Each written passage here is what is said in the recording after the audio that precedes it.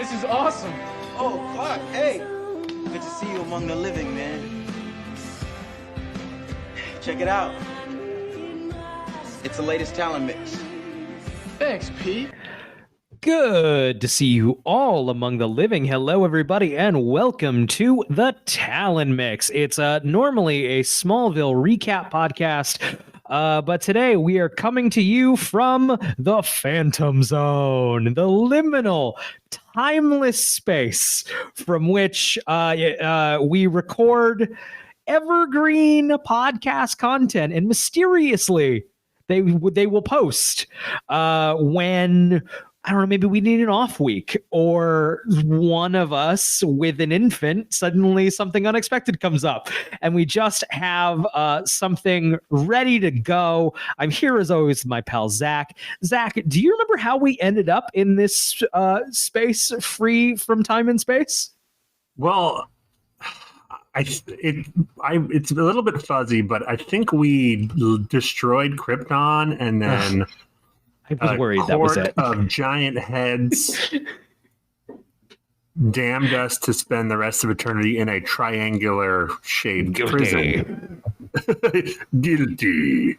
We did swear that Jor-El, of course, was the final vote, and we did swear that we would one day get revenge if because it'd be all his fault for being the unanimous vote. I know that we swore, but I do feel like it was a little arbitrary since there were several jurors, and we just picked him at the end. I guess that's not fair, but we were angry. But you know what? He's the only one with the surviving heir to get revenge on anyway. Exactly. That said, in the Phantom Zone, it's not that bad. We got a pile of DVDs over here, mostly of like superhero movies. Yeah, it's a limited selection, but luckily for us, it's all tangentially related to our podcast. Which is great. Some of them more of a stretch than others.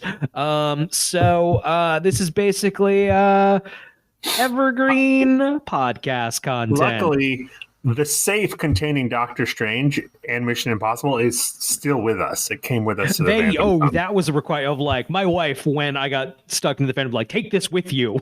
Yeah. Do you know how much space this takes up in our fucking den?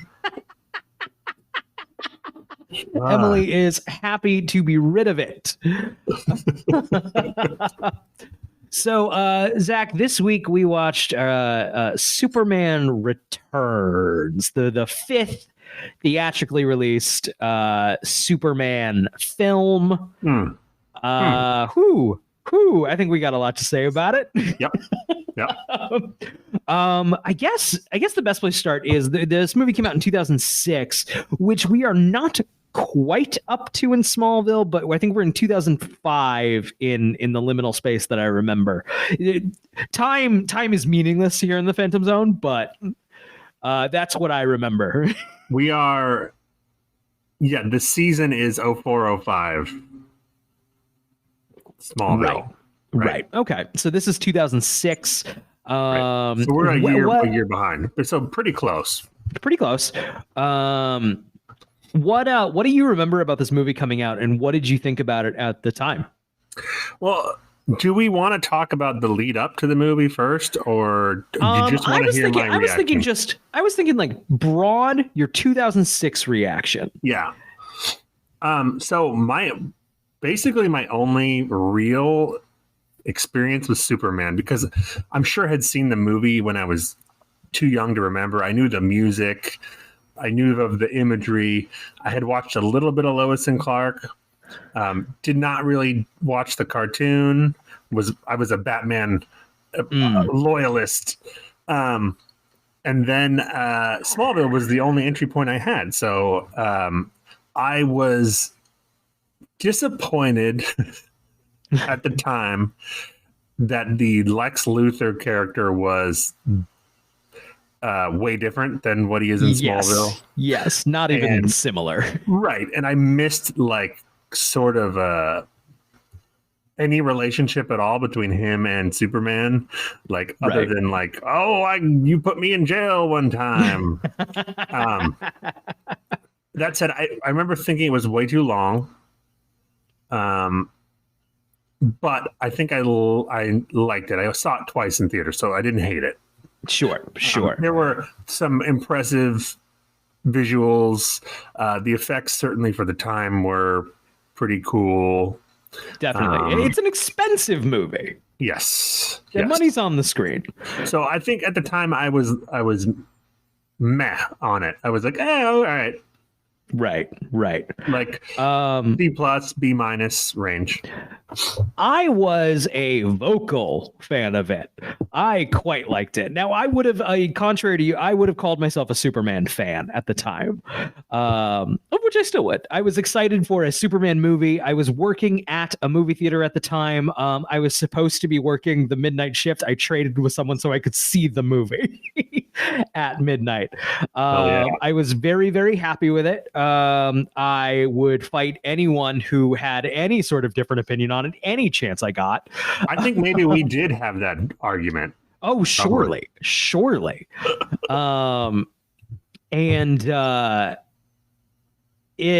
loved it. The DVD was in regular rotation in my house. I will get it. I'm interested in unpacking here. Maybe why I felt that way. Well, because this was a humbling rewatch. I'll say that. My thoughts have changed. Certainly, but I will say you were not alone. It had quite a polarizing set of reactions from it. I think critically it was reasonably well received at the time. Yeah, pretty much I think my reaction was the general reaction, but there were a lot of people who were like, "Oh no, this is great. This is actually you don't get it." I definitely thought it was great. Like, you don't get it. This is actually almost a masterpiece. That's what I would have said. There were a lot of people, and I think a lot of them were young men.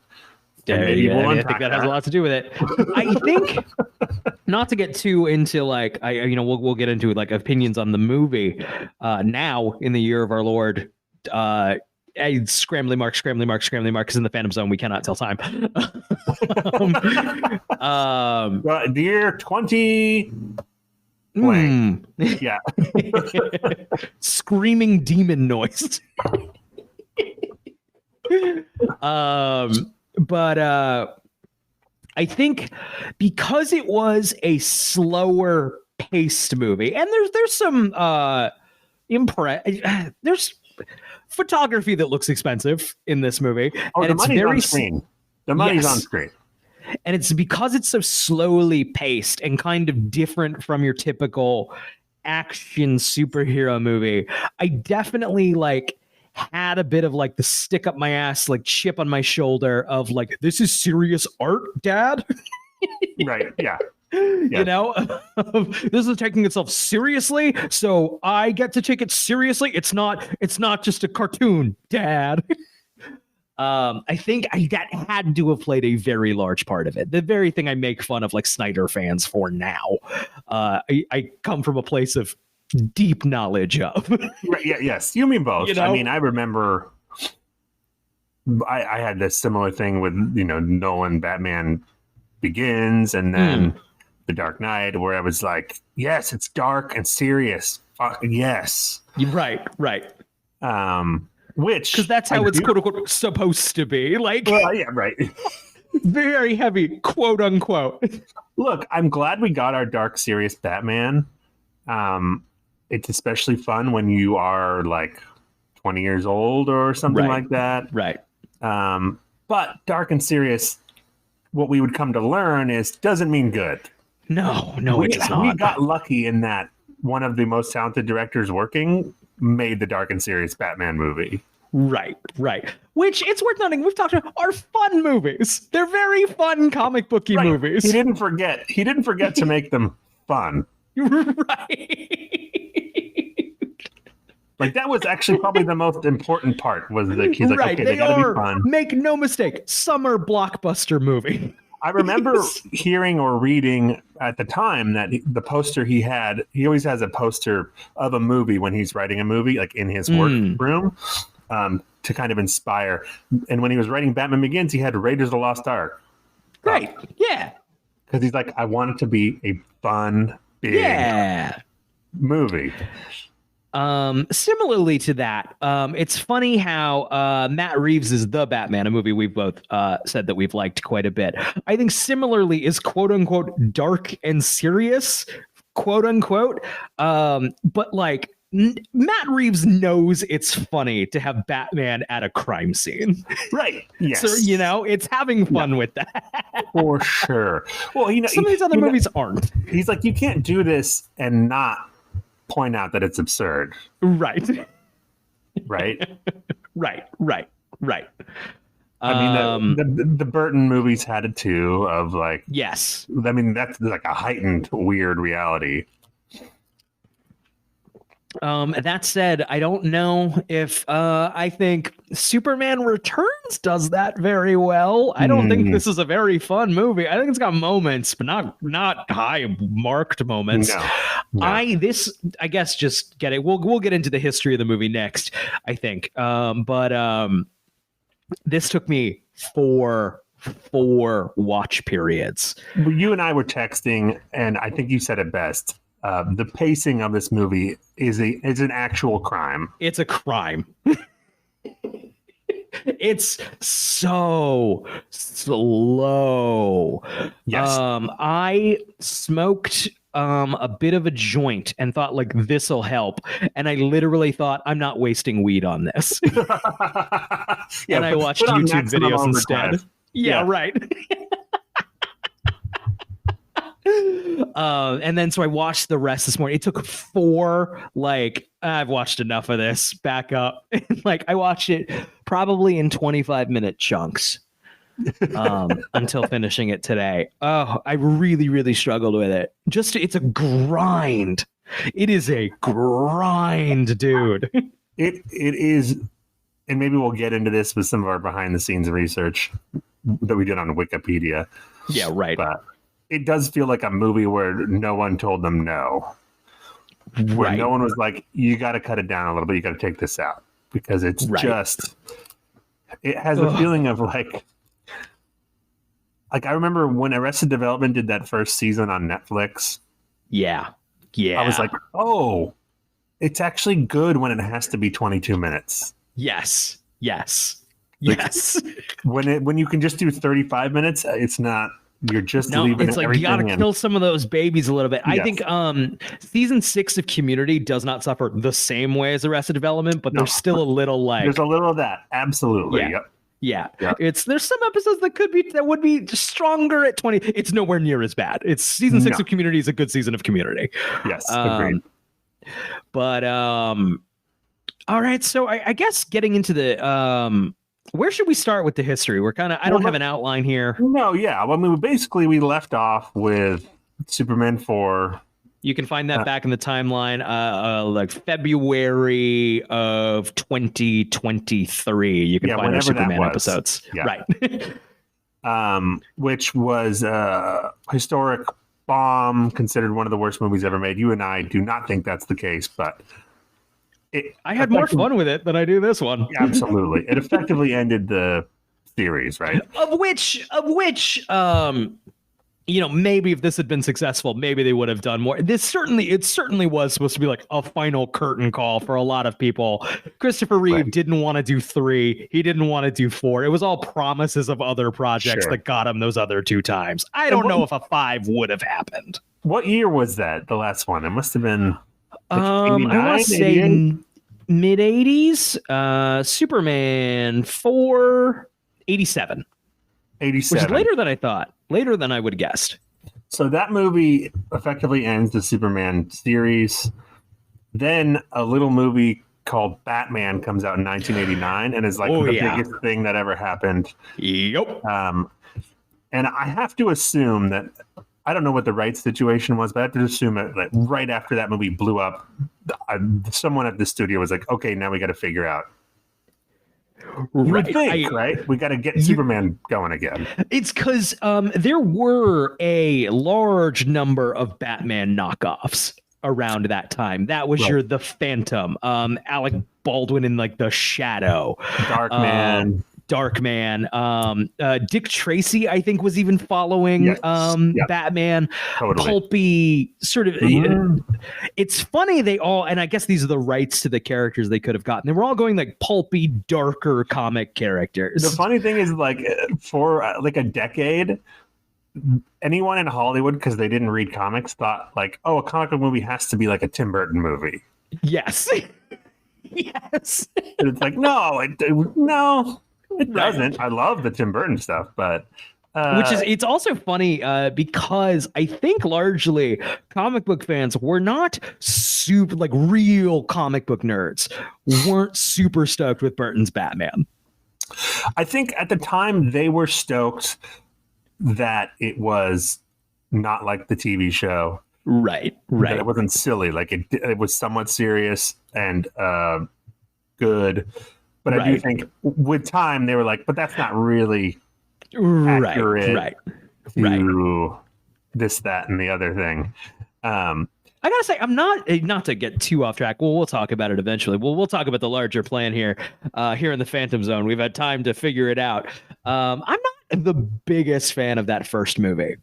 I'm much more of a Returns guy. Yeah, I mean, at this point in my life, I would say I think Returns is a 5-star movie, and I think the one Batman is maybe 4 stars. I haven't seen it in a while. Maybe I'll have an occasion to watch it again soon. I watched both of those movies growing up hundreds of times, the old VHS tape. So I have deep love in my heart for both of them. But sure. So anyway, I think it was when they did the Death of Superman comic run that it really kicked into gear, because that was financially, if not creatively, successful. Right. Yes, definitely. Yeah. So it led to a bunch of people like buying up variant covered comics. I think thinking they'd be worthless. They're worthless. They're worthless. Yes. I remember I was at the comic store. I was like just like peripherally interested in comics because I love Batman. Yeah. And I remember my mom was with me and she asked for a recommendation. The guy was like, you got to get the Batman Nightfall. It was the issue where Bane breaks his back. Right. Because he's like, this is the Death of Superman, but for Batman. Yeah. You got to get this one. I still have it. So that's a very popular. It's funny, these storylines that they were just to sell fucking books, man. And of course they were. Yeah. But like just to get some sort of attention, every now and again they kill a major character. I remember it was such a big deal when they after they killed Superman back, they brought back like 4 different incarnations of him. Right? There was like a cyborg Superman and Steel, which also got a movie. Oh man, do we have to watch Steel at some point for being we the do most? Not have to watch Steel. I mean, I guess it depends on how long we're in the Phantom Zone. Yeah, right. I mean, we are looking at the DVD right there. I believe it's full screen. That's actually the preferred way to watch Steel. Yeah. Less of it, less. Yeah. On TV. Pan and scan so I don't have to look at the whole thing. With the swear words edited out. Yeah. Okay, so that happens, and I think that really is when the studios are like, oh, that's our angle. We'll do the Death of Superman.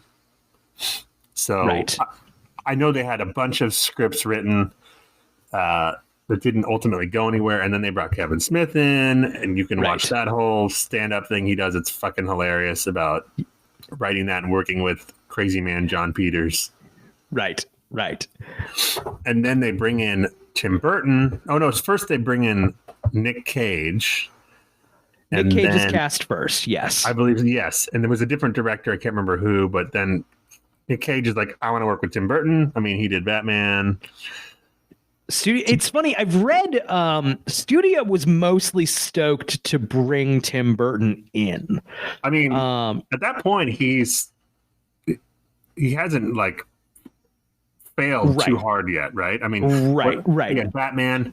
He had Edward Scissorhands. He had Batman Returns, all successful. I think Batman Returns, I think, was significantly less successful than Batman. Certainly. And I thought the relationship was a little tough because Tim Burton was so opposed to the marketability.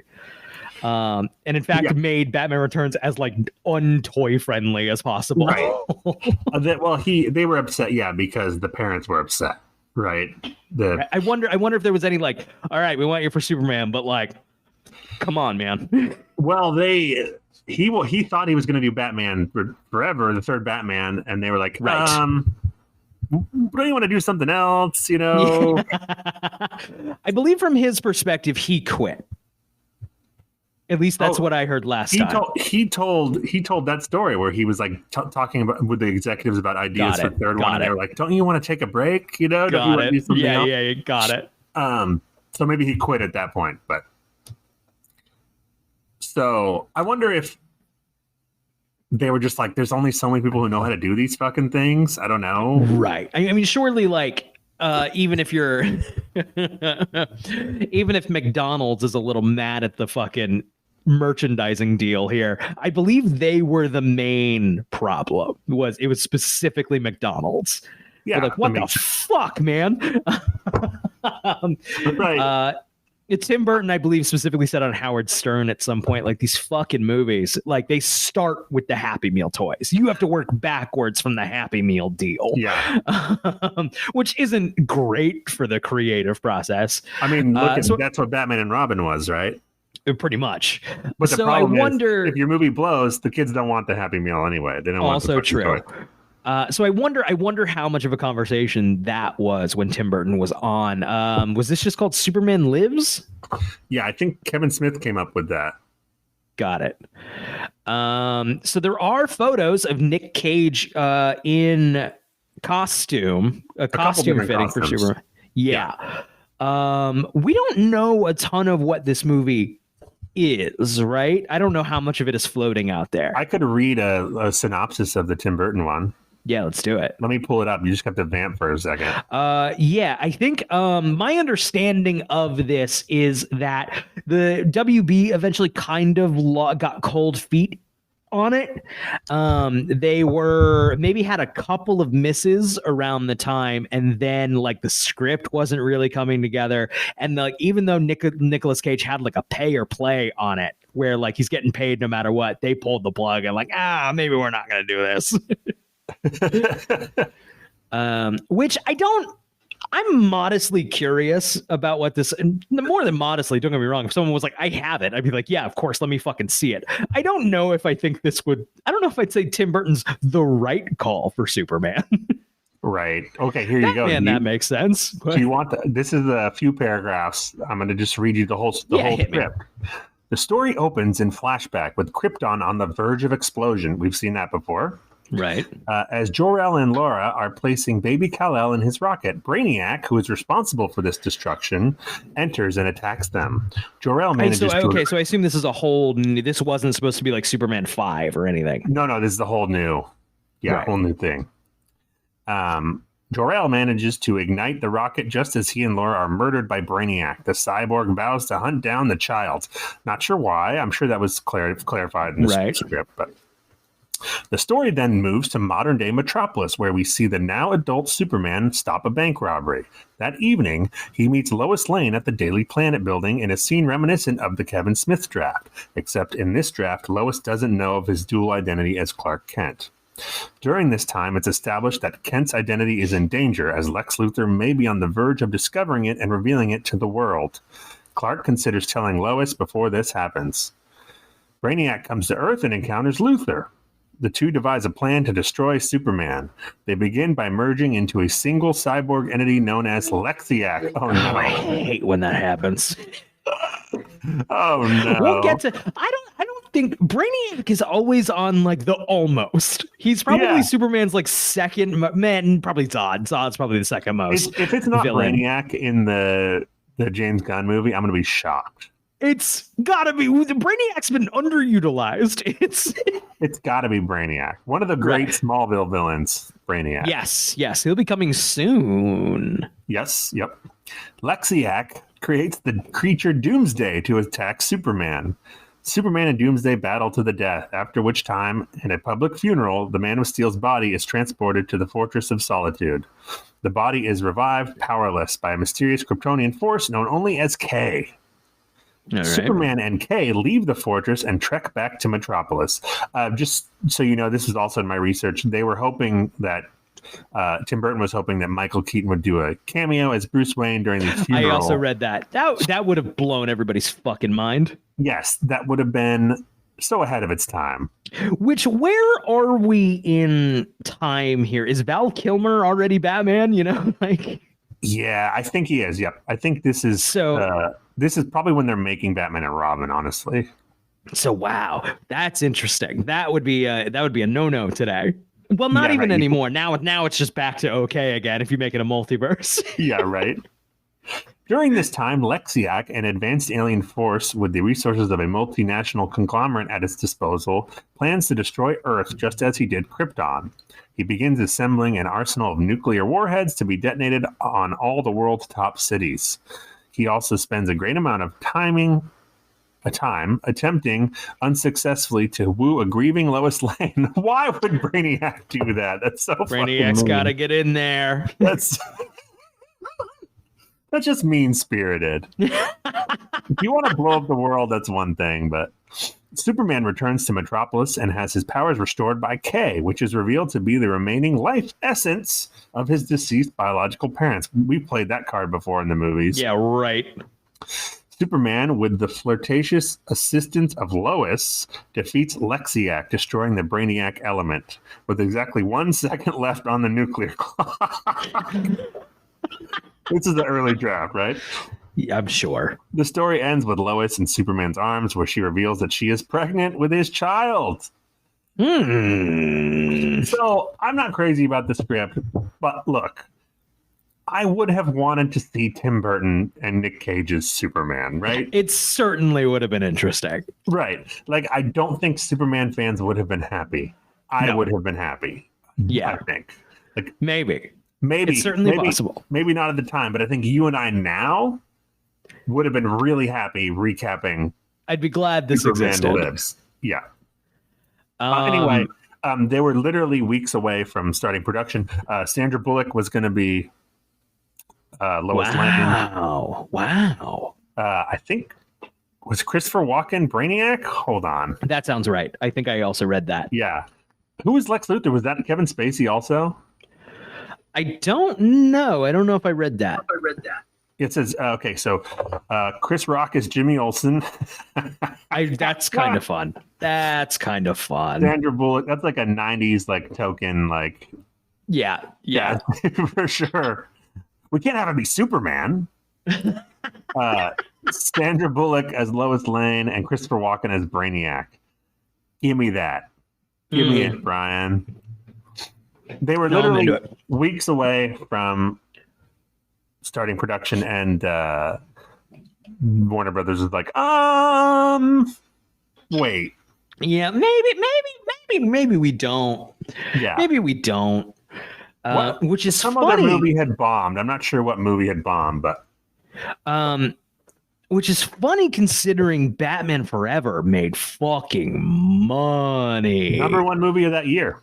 Yeah, money massively, way more successful than Batman Returns. Yeah. Interesting. Let's see. I want to see what movie did it into them. Yeah, right. Man, I wish they'd got something. I wish there was something we could have looked at. Just some. Yeah, there is a documentary about it, and they have a lot of concept art and stuff. That's kind of cool. Got it. Yeah, I haven't seen it. Is it? I guess I struggle not envisioning it as very Batman style, even though I'm sure it had a different look. I mean, that's what a lot of the concept art was very Tim Burton. So I think it started out with the Superman suit, the normal one, and that kind of vibe. And then when he's reborn, it's like the Tim Burton. Got it. It definitely seems like that area where they were embarrassed of Superman. Yes. John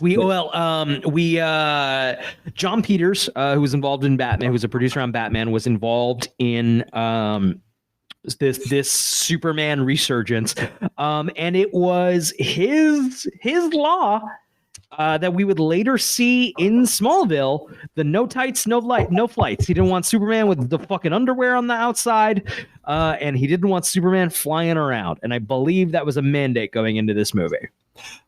The flying seems like a pretty important aspect to it. I know he didn't always fly in the comics. He didn't always fly. Sometimes he just jumped.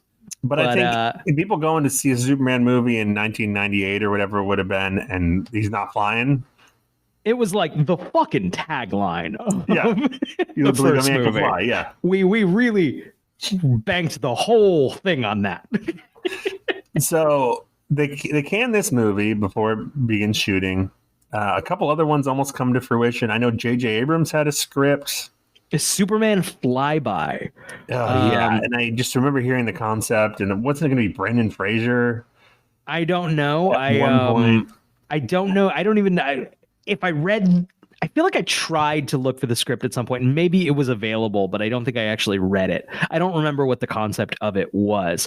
But fun fact, it was at one point to be directed by Brett Ratner, which is very funny considering how things would eventually play out. Yeah, right. Yeah. Also, at one point, very close to being directed by Mick G. Right. Film auteur. I saw Terminator Salvation 4 times in theaters, so that's a cool thing I did.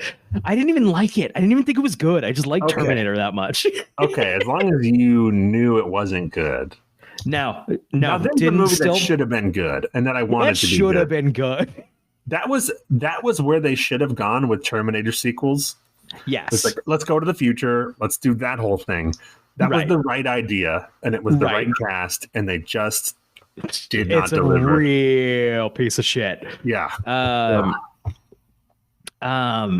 So another fun fact: Amy Adams, I believe, auditioned to be Lois Lane in Superman Flyby for Brett Ratner. That did not work out, but it's funny. She would also audition again in the movie we're talking about today, fully. It says in here, I'm looking at from Flyby, Ratner approached Josh Hartnett and Jude Law as Superman. Interesting. Also interesting, given some things we'll learn about Superman Returns. And then Christopher Walken was in negotiations for Perry White. Interesting. That's fun. Perry White, not a casting I'm usually worried about, but Christopher Reeve was to be a project consultant, citing Tom Welling, who portrayed the teenage Clark Kent in Smallville, as an ideal candidate. He did like Tom. He liked Tom. Yeah. I believe there's a story. What's that? In addition, Paul Walker was offered the role, while Ashton Kutcher screen tested and Brendan Fraser and Matt Bomer auditioned. Interesting. Oh my gosh. I want to talk more about the Tom Welling of it all, but apparently Christopher Reeve, during a shooting day of Smallville, told Welling, "I'm so glad they picked you to be the new Superman." And Tom Welling had to be like, "They didn't." And Reeve just being like, "Oh, well, they made a mistake." Is that true? That's great. That is Tom Welling told that on the on Rosenbaum's podcast at some point. That's funny. Is it true? I don't know. I know Tom Welling said that. Mick G approached Shia LaBeouf for Jimmy Olsen. I could see that. Yep. How old was he at the time? He was still like Cole's age. With an interest to cast an unknown for Superman, Scarlett Johansson and Sophia Bush as Lois Lane, and Johnny Depp and Robert Downey Jr. for Lex Luthor. God, interesting. Some of these people just pop up in other comic book movies. It's all just like a who's who of who's hot right now. Of course, they're reaching out to people. Yeah, that's true. Yeah. Yep. So anyway, that movie didn't happen. And then, meanwhile, in Marvel, right, a movie called X-Men comes out in 2000. Right. A huge success. A movie called X2 comes out in 2003. Even bigger success, even better movie. Good movie. I think X2 is a good movie. I haven't seen it in a long time. A good movie, yes. And then Mr. Bryan Singer decides that he has an idea for a Superman movie. Right. Also, I don't know, just throwing out there, we all know, just everyone. Bryan Singer's a sex criminal. He's a bad guy. Okay, moving on. Acknowledged. We're not going to talk about it more. Sex criminal, bad dude. Yeah, I mean, we should just up top. Kevin Spacey. I don't think it's controversial to say Bryan Singer has directed some good movies, and Kevin Spacey at one time was one of our best actors. Yes, both sex criminals. Probably together. Ugh. I would not be surprised. Yeah.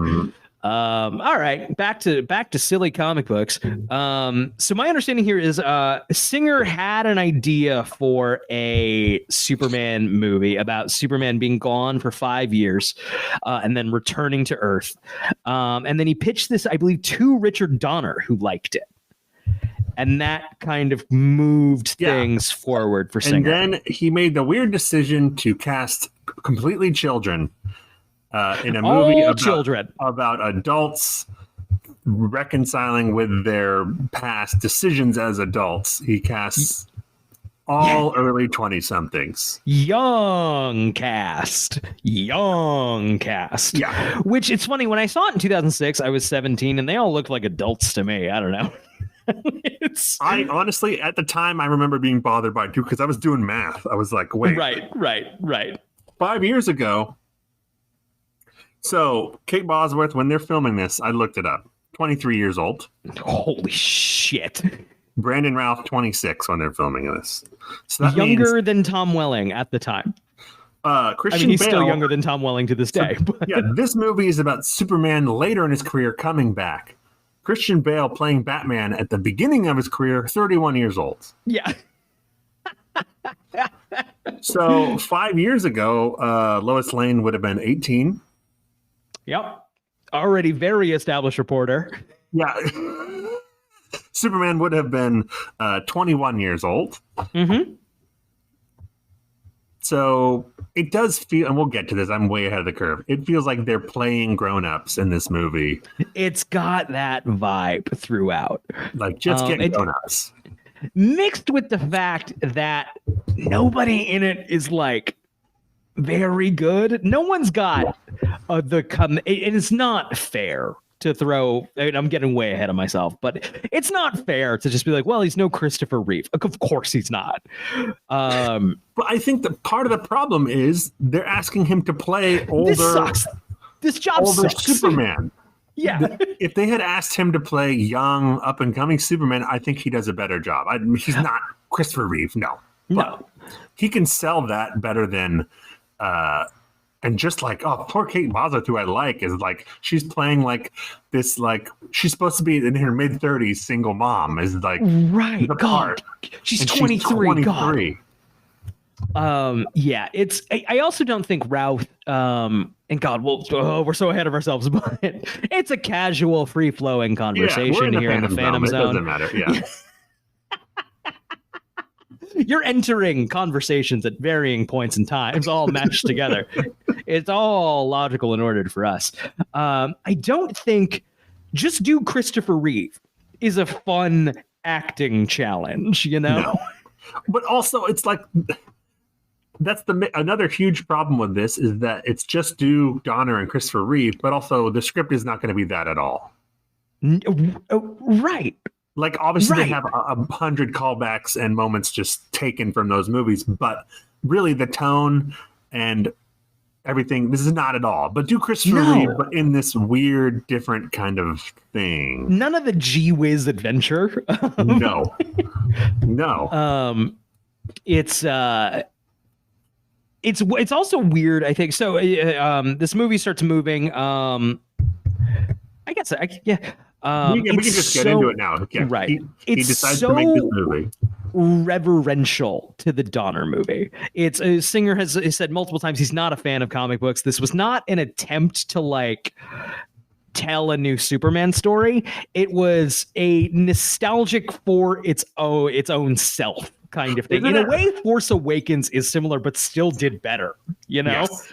Force Awakens is a much more fun movie than this is. It's funny how opposite it was in the 80s and 90s, where like you have Tim Burton and Bryan Singer directing two of the biggest superhero properties and saying shit like, I don't read comic books. Whereas now it's like, I'm a huge fan. It's going to be totally loyal. Yeah. I promise. Please, I'm begging you. Don't be mad. It's gonna be exactly like the fucking funny books that also you don't read because comic sales are so down. None of you, this is all fake. None of you read these. Comic sales are non-existent. You are all liars. Yeah. Yeah, it's not faithful to the comics. And by comics, I mean the animated series I watched when I was 6 years old.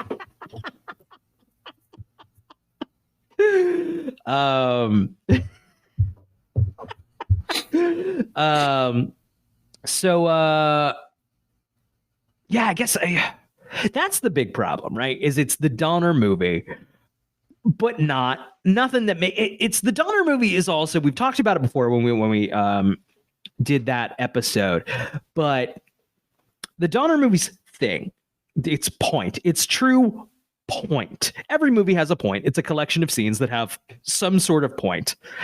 And sometimes the point is, remember that character from your childhood? We had a big budget. We made it into a movie. Literally opens with like, remember funny books?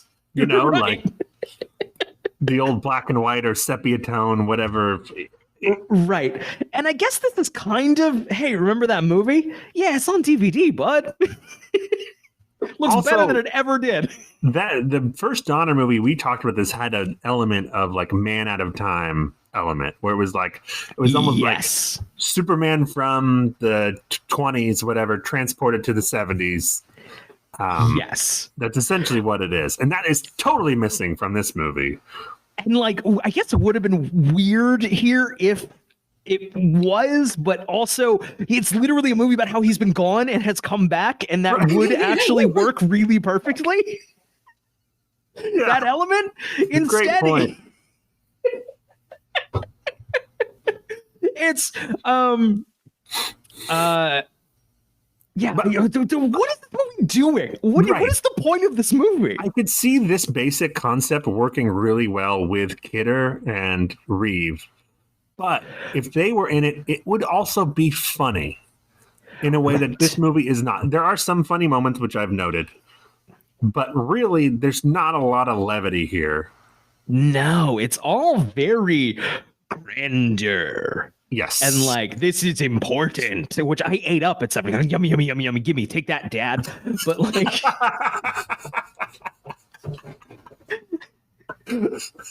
and it's just no fun. No, I mean, I think if it had the pace was not so snail-like, it would have been more fun because there are fun moments, but there's so few. It's so long between fun moments. Right, and I also think like there's no density to it. If that makes, I can't quite articulate what that means to me, but like The Dark Knight is a very long movie. It's not about like length. you kind of sit back. What's that? So yeah, but it's not about length.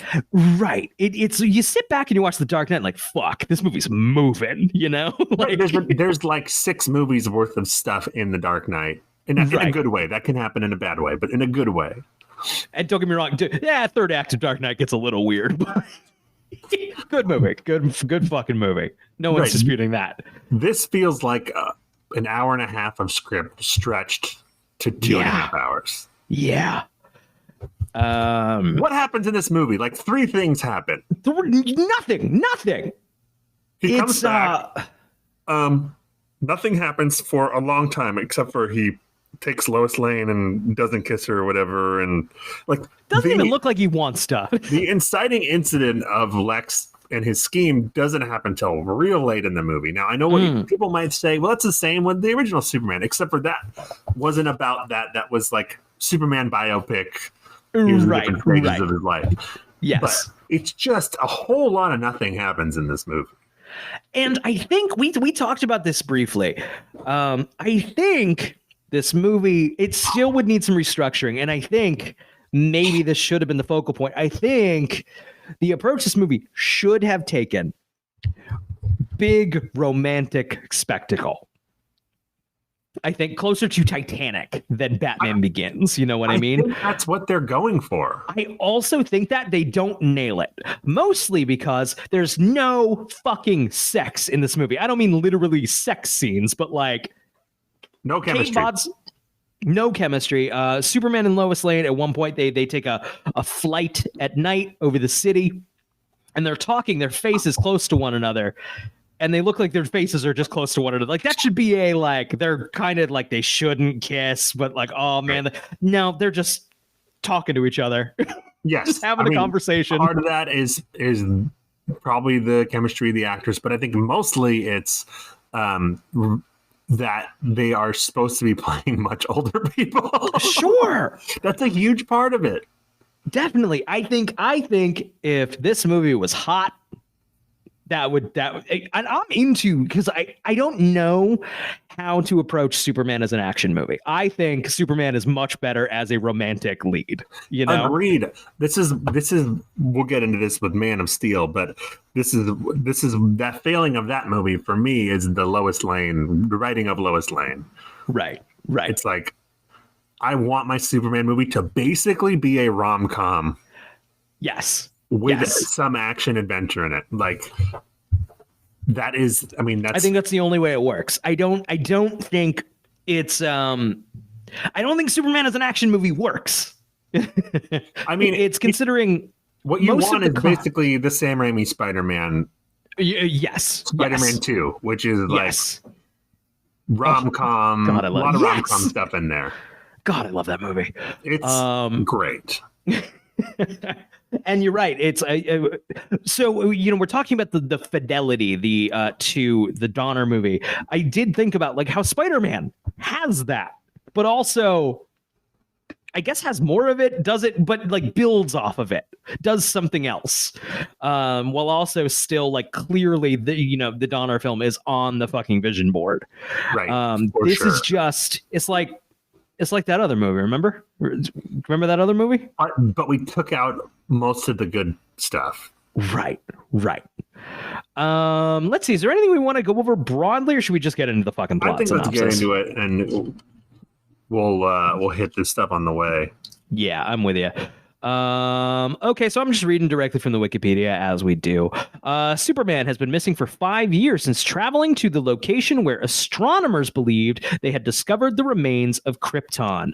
There's a deleted scene here where Cal Penn's character, or it's maybe not even a deleted scene. I don't even know if this made it to shooting, but Cal Penn's character, who is mostly silent, was supposed to have a much bigger role as a corrupted Daily Planet reporter who I believe had like put fake information about this discovery of Krypton in the Daily Planet as part of Lex Luthor's plan to get Superman away, to go looking for. I don't know if that's better or worse. It's worse, because it calls attention to it. Because you don't want to call attention to this because it makes no fucking sense. Right. Scientists think they discovered Krypton. Let's unpack that. It blew up. Even if it didn't, how do they know what planet is Krypton? Yeah, right. Based on what? Based on what information do they think Superman's interview that one time. What is it? There's, you know how many planets there are? Yeah, right.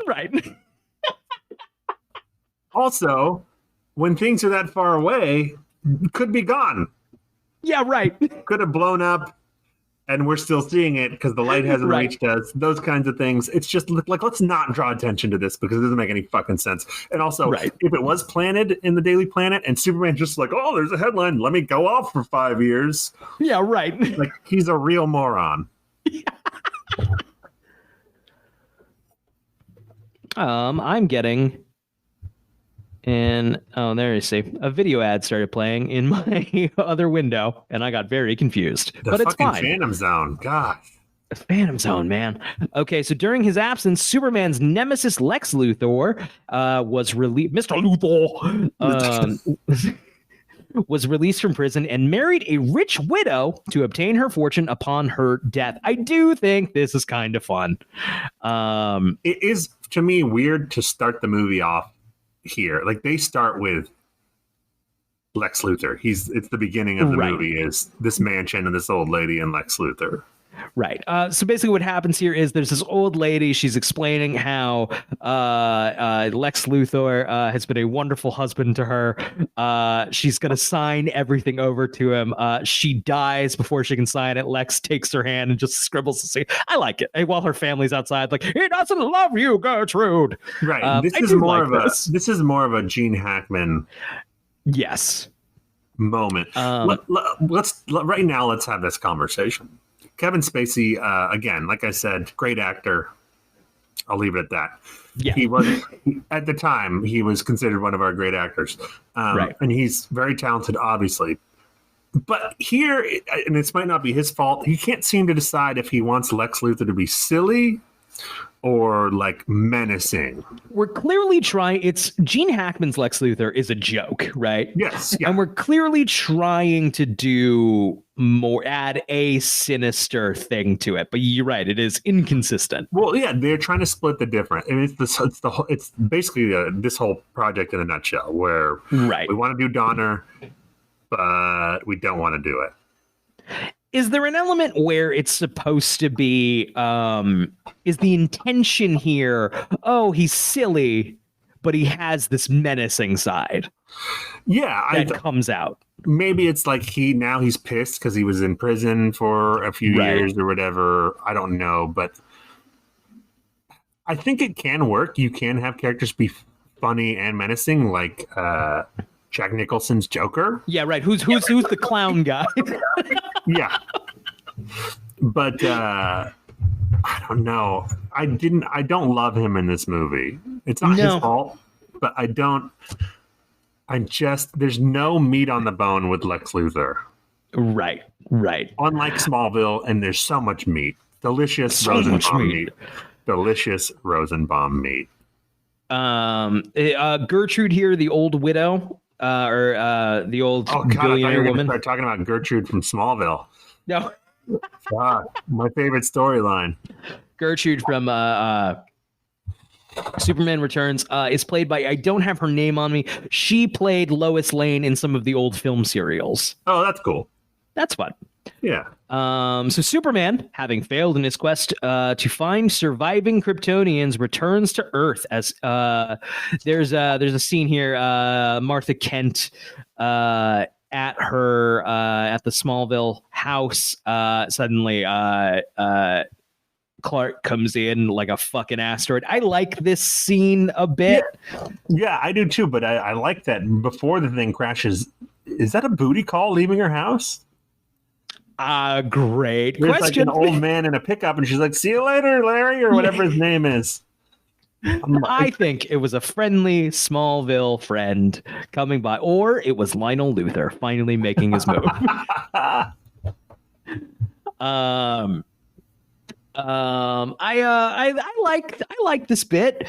And then I like Clark at the farm. I'm always a sucker for Clark staring at cornfields. A couple of movies have them. Clark at the farm does it for me every time. It's not good still, but no. But anytime they have it's like magic hour in this movie, it looks pretty good. That's really where I give this movie lots of probably undeserved points. There's like some like these blues and orange hues together, and every time I'm like, ooh, it reminds me of like warm summer nights, yes. in like early summer, atmospheric. Yeah. Right. Every time I'm like, okay, Superman Returns, you can stay. There's also like a very like soft lighting over this movie that I do like. I don't know who shot this movie, but I frequently like it. Like the look of it. I like parts. I don't love the like green color palette that's going on. Sure. What do you think about the set design overall? What do you think about the look of, which does not look like Metropolis from Superman 1 and 2? I was going to mention that. It's interesting because it's not Donner's at all, because Donner was just New York City. It looks like 70s. The animated series, that little bit like Art Deco. Yes, very Art Deco. Sort of more stylized. I don't mind it. I don't mind it. I think it's more the pace, but it just feels very glacially paced, and I think the Art Deco maybe contributes to that a little bit. But interesting. Like if it had more life, then I would love the Art Deco. Sure. Like the newsroom is like not bustling at all in this movie. That's true. I guess, I do like Metropolis as portrayed as a bustling retro future. Yeah. Like the 50s idea of a sci-fi city. That's basically the animated series, and I really like that. As sort of a opposite side of the coin, Gotham. Right, which was like 20s like gangster. Right. Yeah. Basically, the animated series is the perfect version of these characters, and it's stupid. Really, we keep trying other things. Those shows. Yeah. Seriously, they're both really good. Okay, so as Clark Kent, he resumes his job at the Daily Planet in Metropolis. We meet Jimmy Olsen, who looks age appropriate for the first time in a while. But oddly, he's the same age as Lois and Superman. So. Right. Sean Ashmore was offered this role, which is funny, considering. But he was like, I'm not leaving X-Men. Like, I wouldn't leave X-Men either. I wouldn't quit Iceman to go be, Jimmy Olsen. Right. Marsden did. He did. Okay. He jumped. Well, they kill him off in X3 pretty quick. Right. Though that was for this. That was to do this. Yeah. So he subsequently learns that Lois Lane is now engaged to Perry White's nephew, Richard, with whom she has a 5-year-old son named Jason, and has won the Pulitzer Prize for her article "Why the World Doesn't Need Superman." The whole "why the world does or doesn't need Superman" thing throughout this felt real cheeseball to me this time around, especially like the movie doesn't explore this much. No, and that in general, I find I really like the concept of a character being gone, disappearing for 5 years and coming back. I think that is right for a lot of drama, but I don't think they take advantage of it in this movie very much. No, I don't think so at all. And that's another thing that I don't like. I'm going to say some things I do like, I promise, about this movie. But I like a couple things, not many. I don't like Superman movies or stories where Lois and Clark don't have a relationship. Yes, agreed. I'm not talking romantic, but they have to have, like in this movie, she's like, oh yeah, Clark, I forgot about you, whatever you are. Like she barely gives him the time of day. Right. I don't like that. Agreed. Now, I know Donner Superman, it wasn't like a huge relationship, but they were friends. Yes. They were buddies. Yes. She was just a little airheaded, so it wasn't like she was ignoring him or something. She was just like focused on whatever. Right. It's great in the fucking Donner movie. It's great in the Donner movie. It is. And I even prefer I prefer the Smallville or the Lois and Clark, where it's like they kind of have a weird romantic thing going on, like a friend romantic thing. And then also there's Superman. So it's like Clark's competing with himself. Give me that. That is what I want. So fun. It's so fun. But here you have the scenes with Clark and Lois. There's no anything other than just him longing. It's right. It's Clark is just a guy. It's Clark's totally just a lifeless. Guy. Totally lifeless. Who's also been gone for 5 years. Also, I feel like she's kind of not nice to him. Right. Really. Right. Yeah. So, meanwhile, Luther travels to the Fortress of Solitude and steals Kryptonian crystals, which he uses for an experiment that causes a power outage on the East Coast. At the Fortress of Solitude, we also get CGI Marlon Brando. It's not CGI. This is footage from the original movie. Still digitally, all the audio is, if I'm not mistaken. Really? There's at least some still special features where they are manipulating his mouth a little bit. Oh, interesting. Digital. Okay. It's Bryan Singer has said they had tons of footage of Marlon Brando.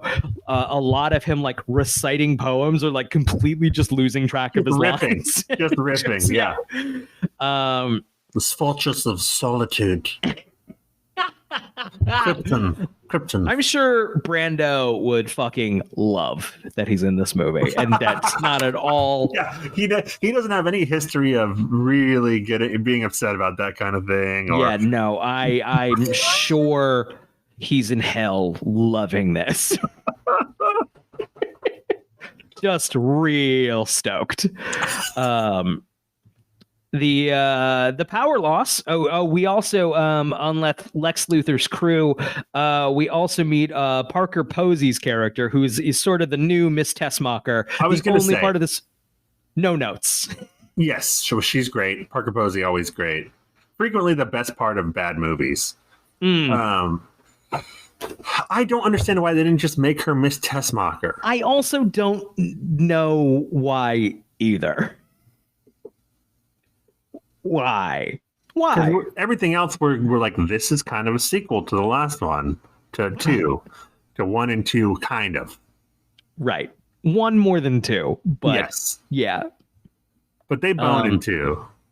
They do bone in 2. And they don't bone in 1. And then he makes her forget it with a morally questionable memory kiss. Which, boy howdy, we have questions about. Hey,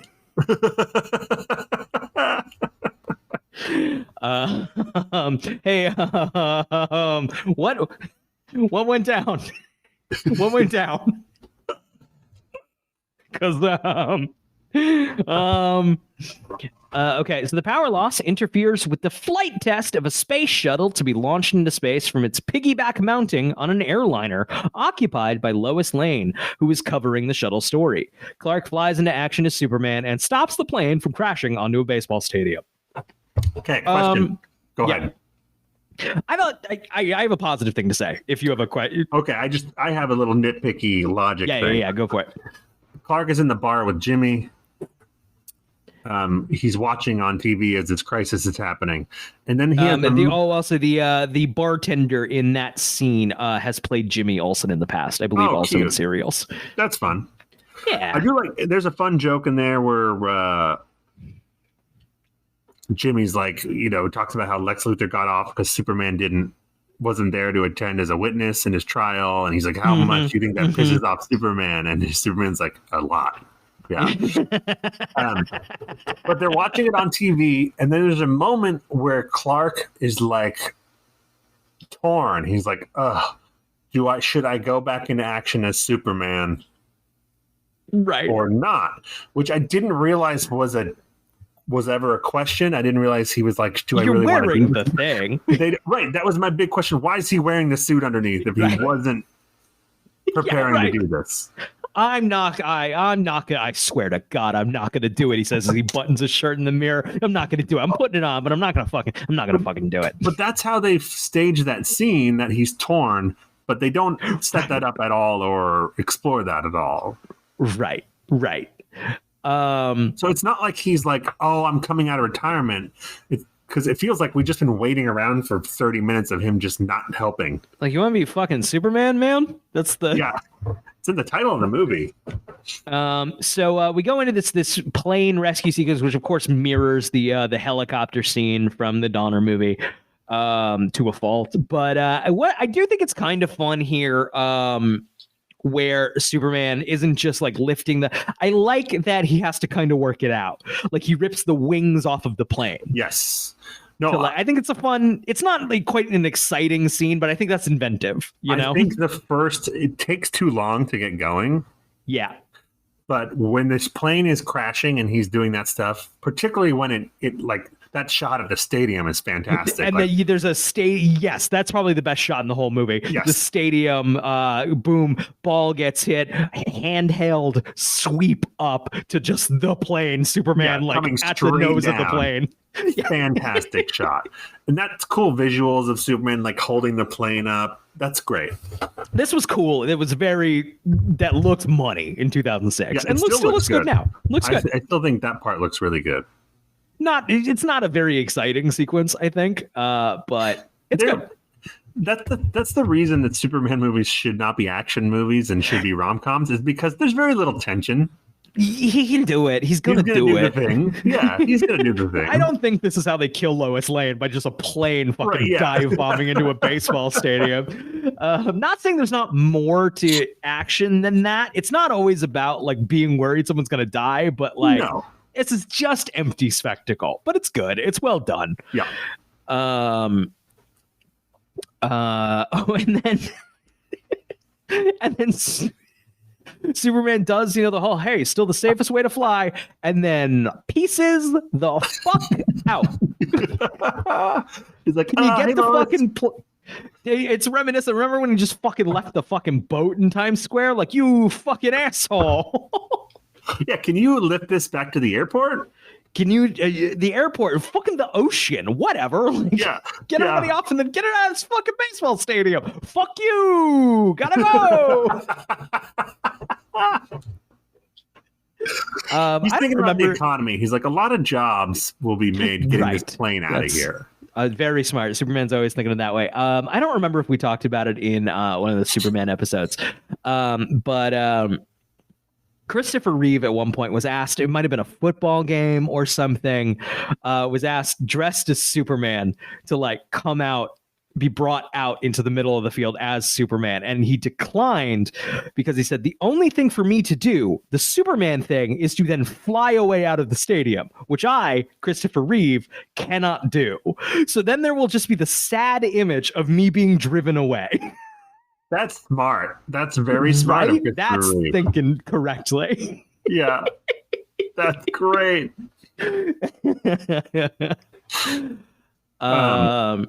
So after that, we get, I'm sure the wiki will talk about it. We get a scene of we're in the Daily Planet and Perry White's like, we got to want to know about Superman, everything about him. Is he still into truth, justice, all that stuff? Yeah. Instead of saying the American way.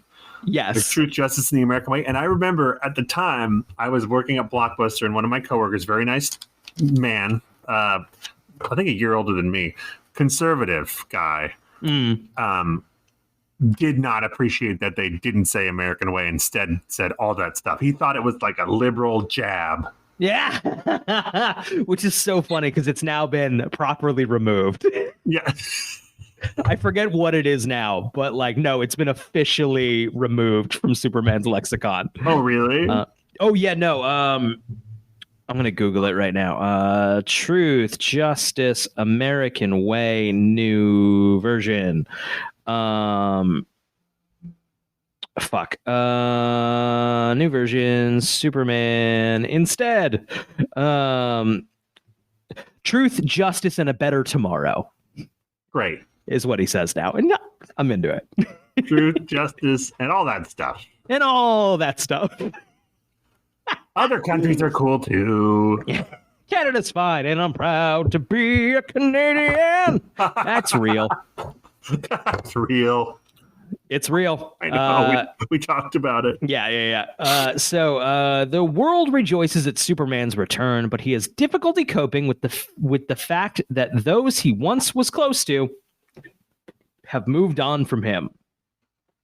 With Superman distracted by an out-of-control vehicle, a diversion involving Luthor's henchwoman Kitty Kowalski, Luthor steals kryptonite from the Metropolitan Museum of Natural History. Zach, your hands are up. We're skipping over some stuff. Yeah, this is a pretty broad summary. First of all, Lois Lane's like, hey, I don't care about Superman being back. Obviously, she does. But she's like, I want to cover this blackout, this mysterious blackout. And Perry White says no. Obviously. I know she's supposed to. I don't know if that comes across in the performance. I know on the page she does. Okay, I don't know about the screen. Yeah, you're right. I think it's silly that Perry White wouldn't have one reporter looking into the blackout. Yeah, right. No, like, all Superman stuff. You got a lot of pages of the newspaper to fill, man. Yeah. And it's not like the blackout is separate from Superman. It was the thing he was reacting to. It's part of the story. Right. I just love that Superman is gone for 5 years and so is Clark, and they both get back at the same time. I mean, it's just, come on. These are journalists, Brian.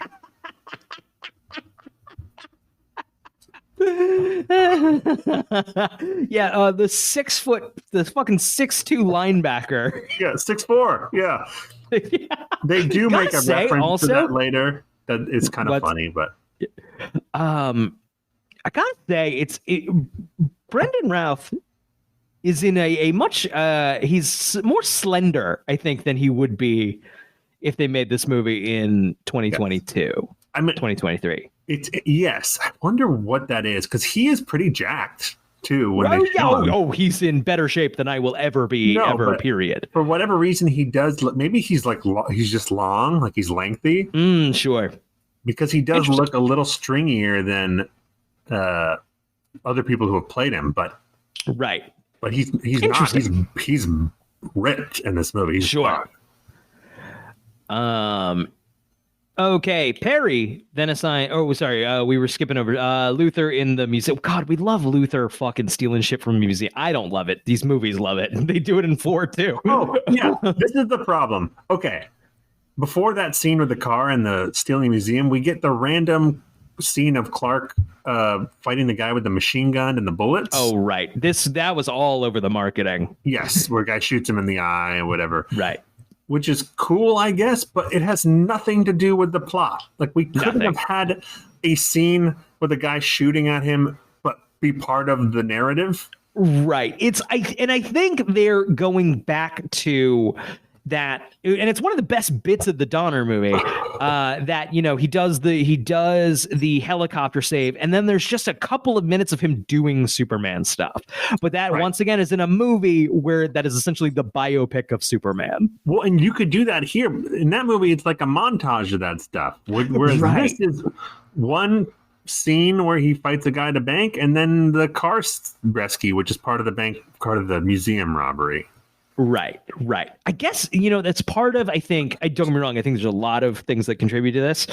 But maybe why part of the pacing feels so sluggish is, once again, the romantic scenes have no chemistry and the action scenes aren't exciting. Right. So, like, it's just a fucking flat line.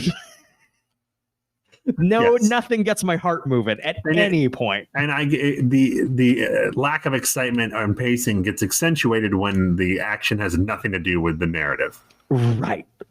It's completely removed from the main plot line. Which I don't think that's the sole issue here. No, I think but I think it's exacerbating a larger problem. So Perry then assigns Lois to the Superman catches Parker Posey's car. It's basically just the cover of Action Comics #1. Fine. Smallville did it. Yeah, right. Perry then assigns Lois to interview Superman while Clark investigates the blackout.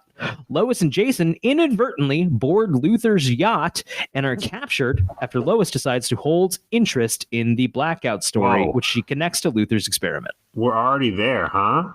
I guess so. Okay, we have so much. Okay, yeah, it's worth noting. So everything I've read so far, that took me 3 viewings to get through. Well, that's an hour and a half. Yeah. All the things you've read so far. Yeah. So if you're listening to this and haven't seen this movie, this is what we're dealing with here. Of that is so much movie so far. Yeah. Not so much runtime, not movie. I want to just quickly talk about the parallel that they were attempting with the Batman properties and the Superman properties. I definitely viewed this at the time as a Batman Begins companion. This was all leading up to a crossover. I believe that was the intent, because this is pre The Dark Knight. So this is pre Nolan having all the power. Right. I assume this was an intent on the Warner Brothers side. I don't think this was Bryan Singer's intention. I don't think this was Chris Nolan's intention. That's what I'm saying. Yeah. After Dark Knight, it was like, well, we got to do whatever Nolan wants. Right. But before then, it was like, well, we can do a couple Nolans, a couple Singers, and then we'll have a meet in a movie. I firmly believe that was the intention. It also, the names kind of mirrored, because it was Batman Begins, Superman Returns, and then The Dark Knight. And then, believe it or not, the second Singer movie was announced as The Man of Steel. Right. And they were that. I remember that and being very excited about that. Right. Yeah, they were supposed to be companions. Yeah. So it's interesting to think about what could have been. after the Dark Knight, I don't think there was any chance of that happening. It seems less the stylization and production design of this movie. It doesn't seem that ridiculous from Batman Begins. Batman Begins has a little bit more of a stylized production design than The Dark Knight, where Gotham just becomes Chicago. Gotham. Yeah, yes. A lot more CGI. Right. Later, it's just Chicago. Yes. Yeah, I guess, like I said, after The Dark Knight, I don't think there was any chance of a crossover. Right. I think I was still waiting for it.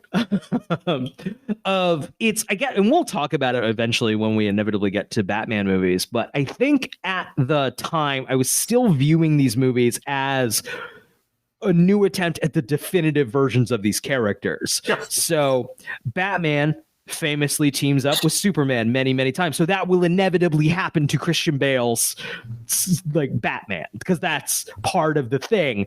It didn't occur to me. It didn't seem like a possibility that they could do what they did in the next one, which was end it. Right. Yeah. I mean, I think I thought that that's what this was going to be, but then it wasn't. Superman Returns is not like a let's do a definitive Superman. It's like, oh, we're just doing a sequel to the Donner movies. Right. So, yeah. Anyway, that was what was going on then. I remember a lot of Photoshop. We are 2 years away from Iron Man. To be clear, a lot of photoshopped pictures of Brandon Routh and Christian Bale together. Yes, as Batman and Superman. Yes. And I was very excited by them. Okay, let's talk about a few things before we get here. First of all, the boat set is amazing. Yes. In this movie, the yacht, the interior of the yacht, it's pretty great set. Pretty great. Pretty great. To say that. Okay. we skipped over the whole scene where Superman takes Lois for a little ride. God, that's how fucking sexless and forgettable it is. In what should be the set. This should be the set piece of this movie, you know? And it sucks. It's sexless and sucks.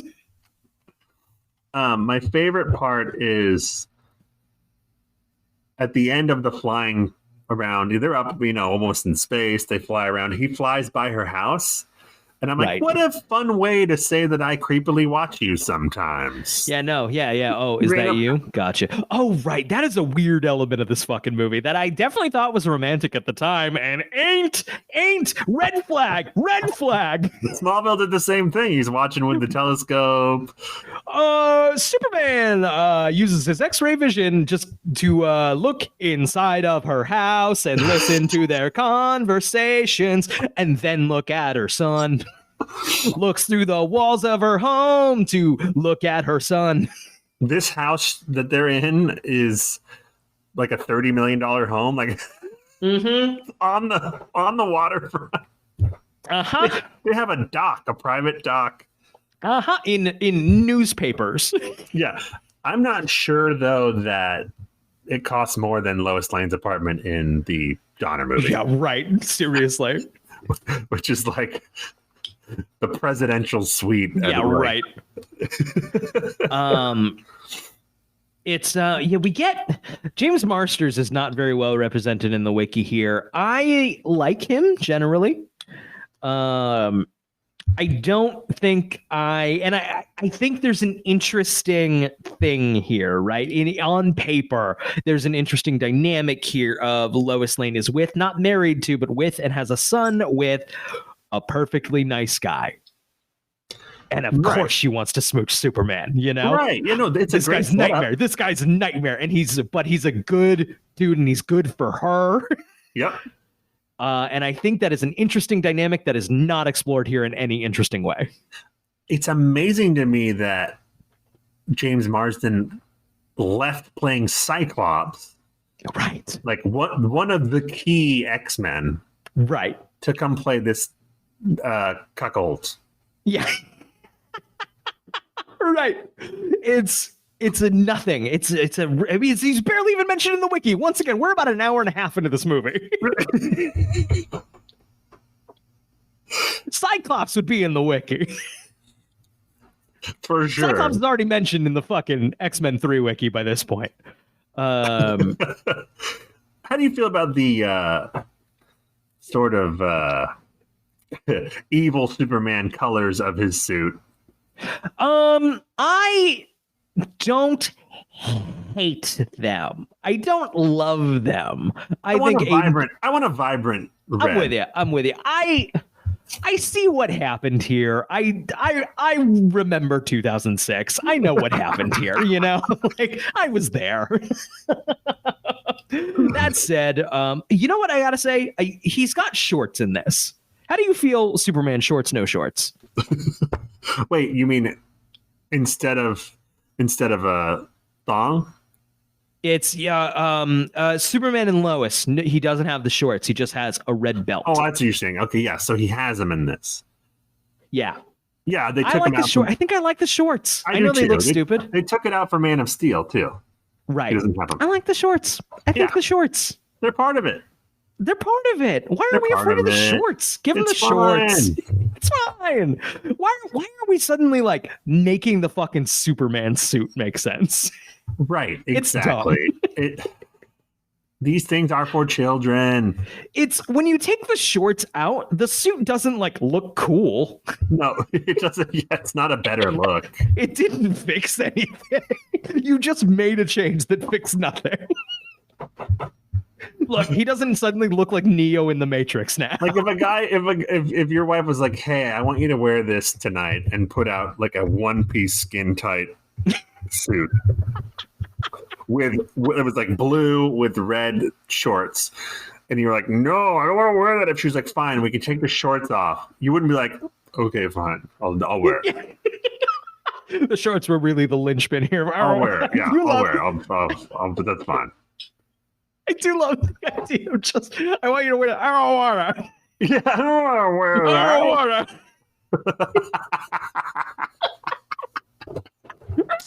to. No. Just. I love this world where your wife dresses you. Yeah. No, I don't want to. Yeah. You know, my wife lays out my clothes for me every single morning, and then I look at it, I go, no. I was thinking like a special occasion. She's like, I want you to look good tonight, so I want you to wear this. I thought you meant in a sexy context. Oh, Brian, I don't know if there's anything less sexy than either of us wearing a Superman costume. Only one way to find out, brother. Oh. I've been Clark Kent for Halloween like 10 times, but never Superman. Because I don't, classic, you know, it's an easy one to throw together. Classic tall guy. I'm gonna participate with this I'm gonna participate with a Halloween costume, but I still want to look handsome. Exactly. Yes. Once I realized that was on the table, I did it for like 10 years straight. Yeah, right. It's great. It's but then it became like something of a punchline, and I was like, all right, I got to find something else. Yeah, right. But like, man, there's a reason. It works. Yeah. It's cheap. It looks good. It's cheap. You look, you know, you still get to go to the party and like look handsome. Yeah, yeah. The glasses, everybody likes the glass. It's a good look. It's like the equivalent of like the sexy nurse or right. sexy cat or something. I want justice for the Clark Kent becoming Superman costume. I don't know why we got to keep jumping through hoops on costumes here. Justice for. I don't know why we're not. I don't know why we're not allowed a couple standbys here. Come on. Yeah, exactly. Yep. I was invited to a Halloween party like while I was at work this year, and I didn't bring a costume, and I live far away from work. So when I was thinking about going, I was like, "What can I do?" So we have name tags, like those little sticky, like "Hello, my name is," and I just wrote Freddy Krueger. That's a real Jim Halpert.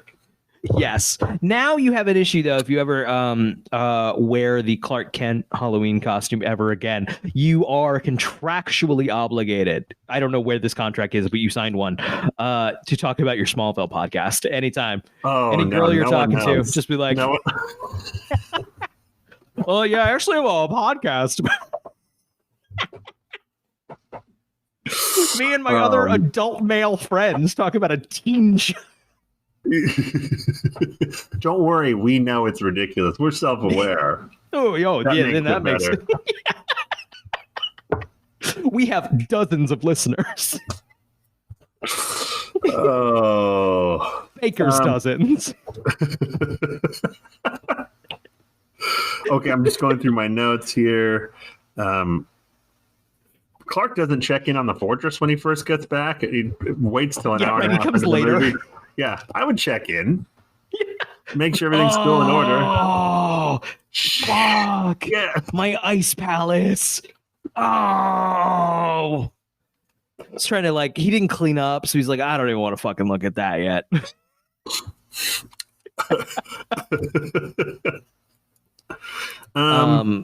Where you left the oven on. I think we're caught up to the boat on my note. Great.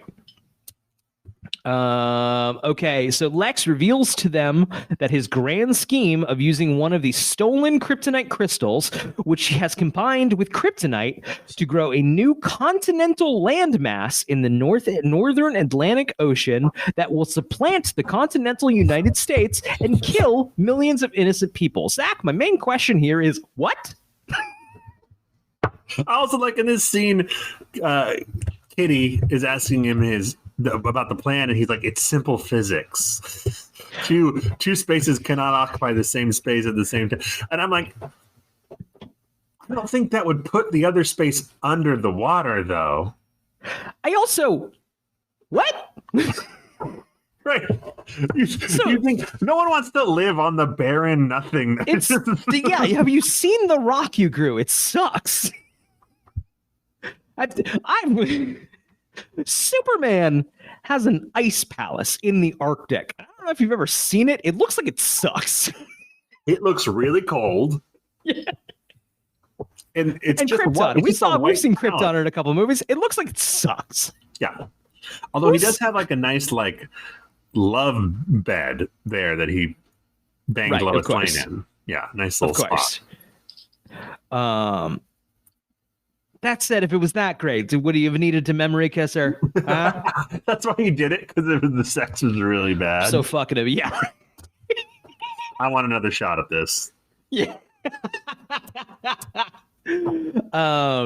So it's not that I'm mad at a fucking stupid Lex Luthor plan, because this is certainly I'm gonna fucking make California fall off the continental U.S. It's not a better plan than the original, but that tonally made sense with its comic booky funny bookness. Exactly, that made more sense in that movie.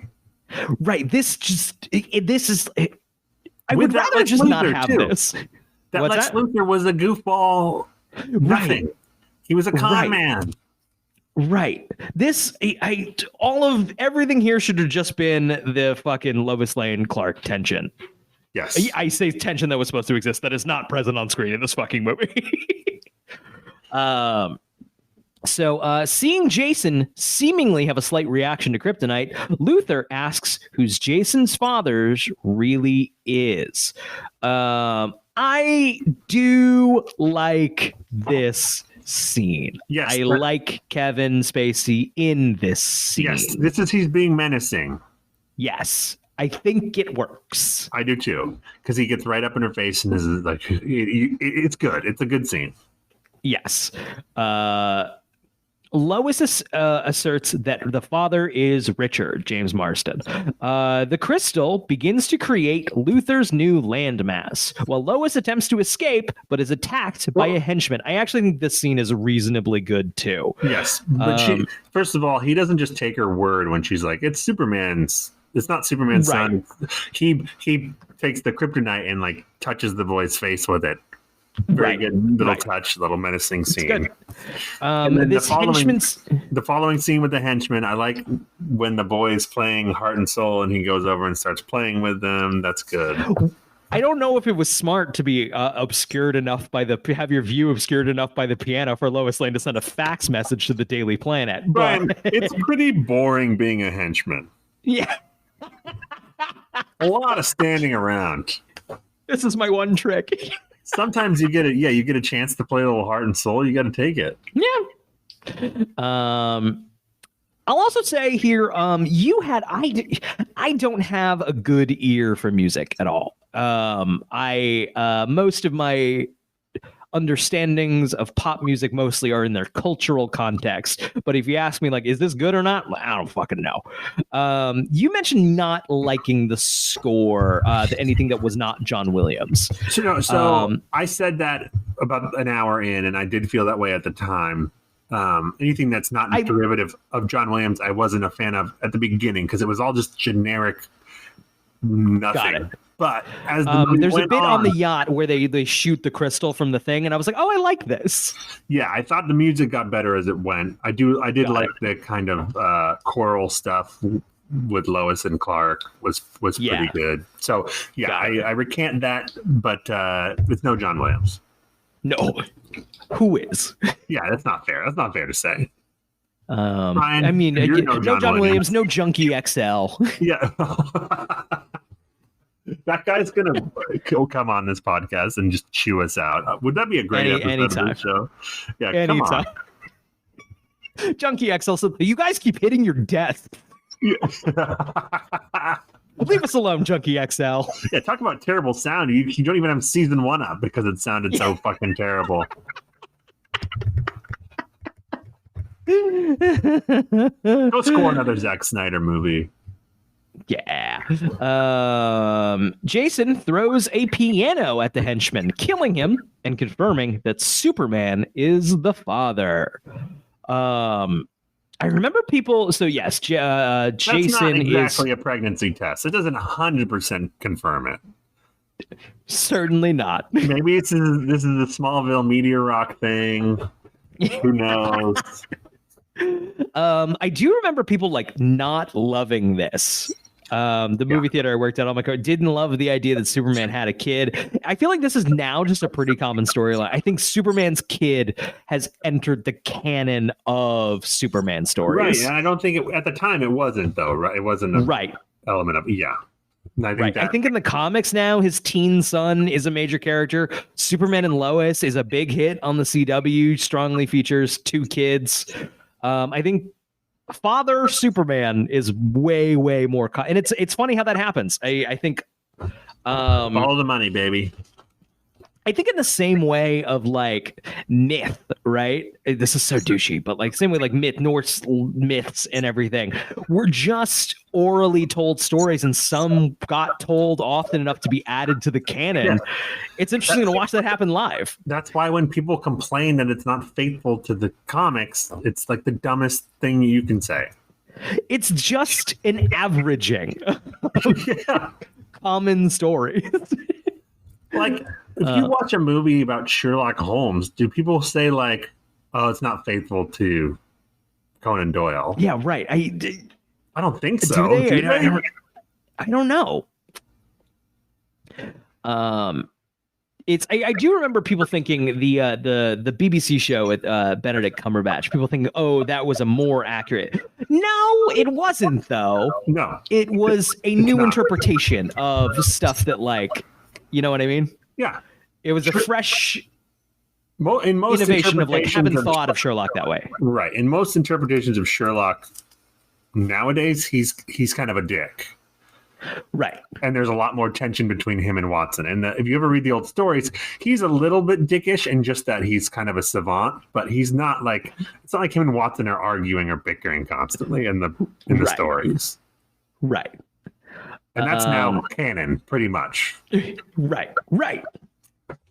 So meanwhile, Superman is attempting to minimize the destruction of Metropolis caused by the new landmass growth when Richard arrives in a seaplane to rescue Lois and Jason. Not that I think the scene is particularly exciting or anything. But I do like a sequence of Superman like use it. I think your best Superman actions, him going like mano a mano punching a guy isn't very interesting. But him having to fly around the city and like put out small fires, I think that's fun. Yes, agreed. Fun DNA for a Superman sequence. As is, I think, having to pick things. Because what was it? He's flying out to the yacht, but then this fissure is breaking. Like, I think that's where tension comes in a Superman action sequence, is him having to choose things. That doesn't get used very often. Meanwhile, it's a lot more interesting than watching him and Zod punch each other into buildings for 30 minutes. Oh, I can't wait till we get to that. Which we will talk about, sadly, very soon. You know what? I actually think that movie is probably better than this one, and I think I'm worried that I might think that as well. It's not rock bottom for us on this this series of Phantom Zone podcasts. Luckily, rock bottom is very far off for us. Right. I guess we can talk about the larger plan here. I think here in the Phantom Zone, where we have just infinity DVDs, or not infinity, a small selection of DVDs in infinity time, we are going to complete the theatrical Superman films to the next one, Man of Steel. Maybe Supergirl at some point. Should we do We skipped Supergirl. We don't have to watch Supergirl. I think after we're done with this, then maybe we start. Great. When we're desperate for other content. Yeah, because then we'll have to watch Catwoman. You know what I mean? Then it's like right. / Joker. So what we're gonna do is we're gonna do Man of Steel, and then once we hit the end of that, we are going to go back and do all of the theatrically released Batman movies. Which I think Zach and I are both very excited to tackle because we have lots of things to say. And then once we get to, I don't know. I guess we could do up to the most recent Batman movie. I think let's do it. Let's do chronological. So we'll go up to The Dark Knight Rises, and then jump over to the rock bottom. Rock fucking bottom. Batman v Superman, Dawn of Justice. Brian, we have a long time to decide, but are we going to watch the extended cut of that fucking thing? I mean, so part of me thinks if we're going to do it, let's fucking do it. Let's go big. But I don't want anyone being like, yeah, but they didn't watch the extended one. Right. And let's be real. It doesn't make a fucking difference. Not one fucking difference. It's I'm not looking forward to that. I'm not looking forward to inevitably having to do Justice League. We're doing the Whedon Justice League. We are doing, we have to. I can't watch that 4-hour piece of shit again. It's 4 fucking hours, and everyone who was like, it was pretty good. I want you to remember we were in the middle of a fucking pandemic and we were all crazy. Yeah, yes. Because it's not pretty good. It's terrible. And if you had to go to a movie theater to see that fucking movie, you would have rioted. Or if you spent money on it. Seriously. It was the middle of the pandemic and it was a novelty, and that was the only reason you thought it was okay. Yes. I did watch the whole fucking thing, which I was not expecting to do.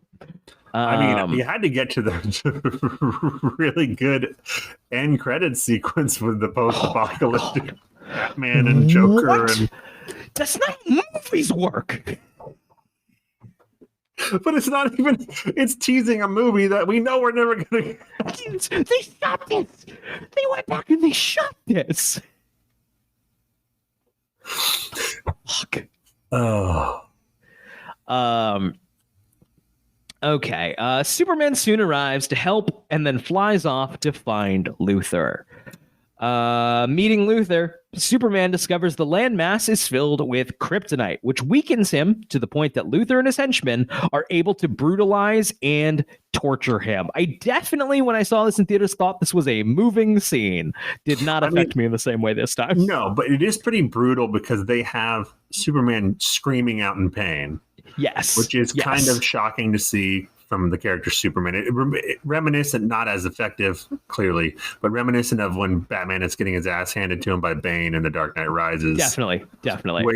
I remember seeing that in the theater, and I'll talk about this when we do the recap, but just being suddenly so aware that this is just a silly man in a suit.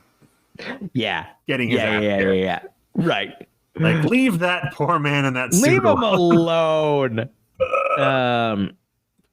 So Superman is stabbed by Luthor with a shard of kryptonite before he falls into the ocean and is left to drown. I do, in a vacuum, I do like Lex Luthor stabbing Superman with kryptonite going, now fly. Yeah. See, but that should have been it. But he does that, and then he says, so long, Superman, afterwards. It's like, just end it on the good note. Yeah, right. Now fly. Great. I can see Rosenbaum doing that. The super on the nose moment where Lex Luthor is talking about, the kryptonite takes on the traits of whatever. Right. He says, kind of like the son inheriting the traits of his father. Yep. Great. That is the theme. Yep. So Lois makes Richard turn back around to rescue Superman, whereupon she removes the kryptonite from his back. I would say, though, and I understand you got to do what you got. I think Superman would agree also, get your child out of danger. Yeah. Fly back and then come back around for Superman. Also, I think Superman would want that. I think it's in an earlier scene at the Daily Planet, but she's like explaining to him what kryptonite is, Richard. Yeah. Radioactive pieces of his homework. Was he asleep when Superman first came on the scene? Yeah, he's like, I don't know. I've heard the name before, but Superman. Is that a rapper?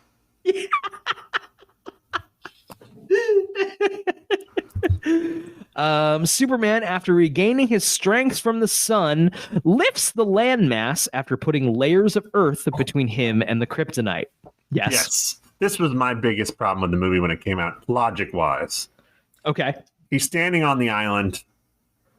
There's no kryptonite in sight, but it's made of kryptonite. So he's weakened.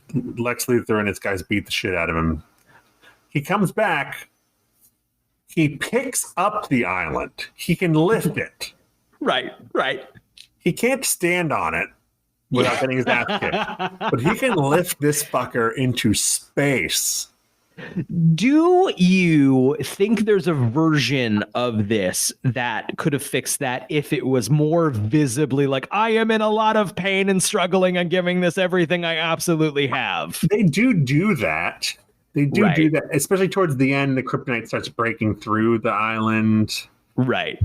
It's a lot to lift. It's impressive enough to lift an entire island. Right. But I can't say that bothers me that much. I just think it's not a very exciting set piece. The visual of him lifting the island is pretty spectacular, though. It does kind of harken back to, if you want to talk accurate to the comics, most of those original comics. I read a lot of the Golden Age run because my local library has them, and they're very fun to read. Go to your library. It's great.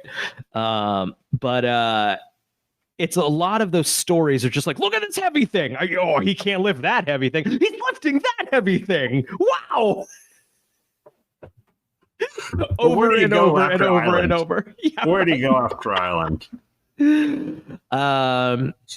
So Luthor and Kitty escape in their helicopter. Kitty, unwilling to let millions of people die, tosses away the crystal that Lex stole from the Fortress of Solitude. Their helicopter runs out of fuel, leaving them stranded on a deserted island. That's a funny little bit. Once again, it's tonally all over the place, but that's out of one of the Christopher Reeve movies. Yep. Superman pushes the landmass into space with the crystals trapped in the landmass, but is weakened by the kryptonite and crashes back to planet Earth in the now Christ allegories and Superman are come one and one, but just full Jesus pose back to Earth. Yeah. Ugh. My least favorite part about the Superman mythos. Yeah, yeah. I do like the imagery of people looking up as Superman falls and then pooms into the park. Mm-hmm. I liked it. The flying stuff is generally quite good in this. I mean, you get I agree. sonic boom stuff. And I like when he's falling, re-entering the atmosphere like an asteroid, like getting it's heat. good. And, I noticed a couple of times when Ralph was a digital character, but I don't think I noticed in 2006. There were a few where it's like they haven't quite mastered that yet. Right, sure. There's some that's clearly a character with like his face mapped on awkwardly, but I still think generally this movie looks really good. Speaking of how he looks, it was made. They made a lot of like what's the word? They made a big deal out of the fact that he kind of looks like Reeves at the time. Right. And I think you were the one who's like, he looks like Bizarro more than he looks like. Was that me? That doesn't sound like me. He looks more like Bizarro than maybe you were quoting someone else. Maybe. Yeah, you know, I think he looks enough like Reeve, and once again in a way that's kind of like that's got to be like a prison for an actor. Right.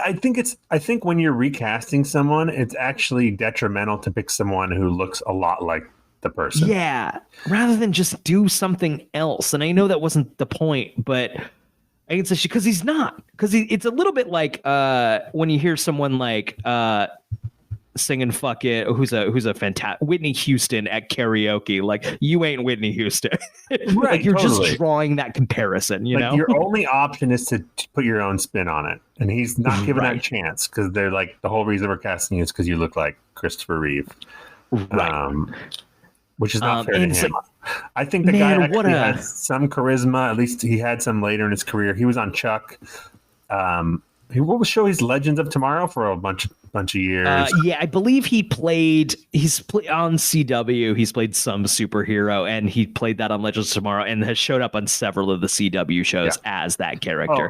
And then he played this Superman again. Yes, on CW. Season 3 of Chuck that he's in at the same time as Kristen Crook is a character on that show. Yeah. Wow. Yeah, I don't think he got a fair shake. And I don't know if on his own he would have been like, I think it's a shame. He seems like a nice guy. Like I said, if he plays Superman just starting out, right. Like he does better. Right. Yeah. So let's see here. Doctors remove more kryptonite from Superman's wound, but after it is removed, they cannot penetrate his skin with their surgical tools. Real Smallville medical stuff going on here. Yes. We know the thing that heals this guy is sunlight. Right. They put him in this room with the blinds closed. Right. Open the blinds. Put him on the roof. While Superman remains in a coma, Lois and Jason visit him at the hospital, where Lois whispers a secret into Superman's ear and then kisses secret, him. Brian? I can't imagine. Superman later awakens to visit Jason, reciting his father Jor-El's last speech to Jason as he sleeps. Here's the thing. That's not Jor-El's speech. Jor-El doesn't say this, I don't think. So this is just a weird thing Superman is saying. Well, he doesn't say it in the movie, but they have Marlon Brando saying that audio, and they do play it at some point. I see. Got it. Okay, is that what that is? Got it. Yeah. Got it. My mistake. It's some random line he just tossed off when he was vamping, and yeah, right. Lois, well, there's a line there in like, well, the son becomes the father. I'm with you, and the father becomes the son. What? Yeah, I remember at the time. What? I don't understand that at all. What do you mean the father becomes the son? Now I kind of get like the father becomes the son, and that he's all he cares about is his son. Sure. All his hopes and dreams are in his son. Okay. Yeah, but it took me until this viewing to understand that. So I was sitting there like, what? You would understand because you have a daughter. It's not the same. Right. Yeah, right. It's not the same. Fathers don't become daughters. Okay, Brian? No, of course not. Okay, super. I like here. Lois starts writing another article titled "Why the World Needs Superman." Once again, I don't like this. I don't believe this. I don't believe this through line of the world doesn't need to. Actually, it does. At this point, we are 2 hours and 20 minutes in, Brian. I just want to get out. Yeah. Get us out. Superman reassures her that he is now back to stay and flies off into low orbit where he gazes down at the world once again. I do like, in theory, on paper, a scene with him and Lois where, like, hey, we're not going to be together, but, like, we share this thing. See you next, I'll see you around. I like it. I wish it was better. Well, once again, not to hammer this point, this is why they needed older actors. This is that is a storyline for a divorced parents. Yes. Oh my God. Yes. That's what this is. Divorced parents saying we're gonna, do what we have to for this kid, and you have a 23-year-old and a 26-year-old. Yeah. Fuck. Because none of that. God, you're exactly right. And that's Superman Returns. So I got just some other things I think are interesting here. Jim Caviezel was interested in playing the role. Well, he already played Jesus, so right. There we go, 1-to-1. And I think Chris Pratt auditioned, which would be indicative of things to come. That's funny though, because that was before he was in like real good shape. Because he got into shape. I think he was actually in really good shape and then got into pudgy shape. Oh, and then interesting. Yeah, okay. he's always been a handsome guy. For sure. And so Henry Cavill auditioned, which is interesting. Too young. Yeah. And then what I think is interesting is Tom Welling has talked about Superman Returns, and I think has a little bit of a chip on his shoulder about it. I don't think Welling was as much like, I want to play Superman in Superman Returns, but more feeling like, how dare you make a Superman movie while I'm the reigning Superman? Yeah. You know what I mean? Yes, I think that's more it. And I think Rosenbaum has said as much about, he's like, you don't blame the person who got the role, but I would have liked to have auditioned or been right. Which it's funny, like Welling isn't an option. No, it's not an option. It's only an option to do a Smallville movie. If you are ending Smallville and doing a Superman movie with him and Rosenbaum, which I would fucking have loved. Would love. But that is the only option. There's no universe where Tom Welling plays, and I think it would have been fine. Yeah. But there's no option where that's a thing.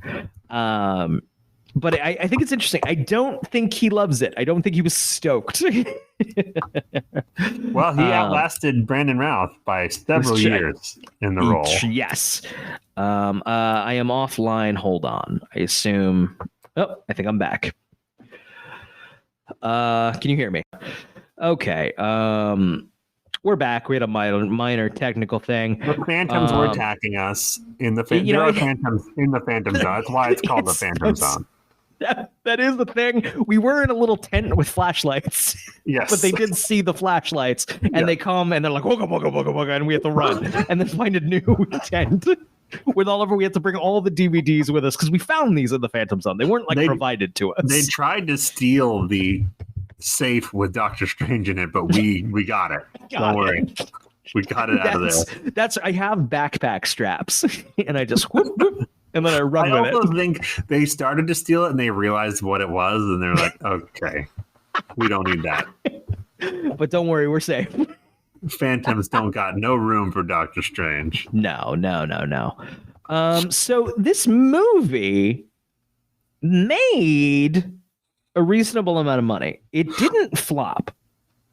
No, it made 400 million worldwide, I think. Right. And I just was reading that the studio head was like, well, the next one can't cost quite as much because it didn't do as well as we wanted. We would have wanted 500 million. And Bryan Singer had this defensive quote where he's like, if 400 million is a flop or is not a successful, well, your movie cost 200 million. So right. It was, that said, it wasn't like a immediate like thumbs down, like we're not doing any more of these. Like I believe like it got pushed ahead. Routh's contract was through like 2009, and through the writer's strike happened, so that kind of put things on ice. Routh was like, I think we're gonna go in 2009, like before my contract's up, and then they didn't. I think it was a sizzle. Yes, like they were gonna go at one point, but then Singer pushed it back so he could do Valkyrie. Right. And then it just sort of fizzled out. There's a world in which we got another one of these. Right. Which I don't. There's a some of the ideas for a potential sequel have been floating around, and one of them is Brainiac, who we were talking about earlier. Superman, when he went to Krypton, caught Brainiac's attention, and Brainiac followed Superman back to Earth. And man, that would have been fun for this movie. Yeah. That sounds like what this movie should have been. Maybe you should have done that here for this movie. It's like Superman's gone for 5 years. He comes back and he brought shitty things with him. Right. So it's like the world's like, oh, what the fuck? You were gone and now you come back with shitty things? Yes, that would be infinitely more interesting than what we got. Jude Law for this movie, Bryan Singer wanted Jude Law to play Zod. He was the only choice for the role, and when Jude Law turned it down 3 times, Singer just wrote Zod out of the script. Well, he just would have been like a brief moment, like. I don't know. No idea. I based on what I'm reading, that's it. Like this is like a half sequel to 2, so like I don't know. I wonder if Zod was prominent, and then when they took him out, they just instead left blank pages, and that's what this movie is. Yeah, right. Just like we filmed. Yeah. Anything else to go over in regards to Superman Returns? My mic might be picking up my cat taking a shit. In the Phantom Zone, the cat is in with the us. Phantom Zone. Oh yeah, know. my cat also got banished with us. Yeah. Which is nice to have the company, though. It's good. It was nice. I mean, she was involved in our schemes to blow up Krypton, but the only thing is there's a lot of sand in the Phantom Zone, so she just shits wherever she wants. Yeah. It's all the time. She's on her haunches, right? Fucking there she goes. Zach, any other thoughts on Superman Returns? No, I think it is an interesting failure, I guess is how I would describe it. I'm just going to close my door real fast. A lot of talent involved, a lot of money spent.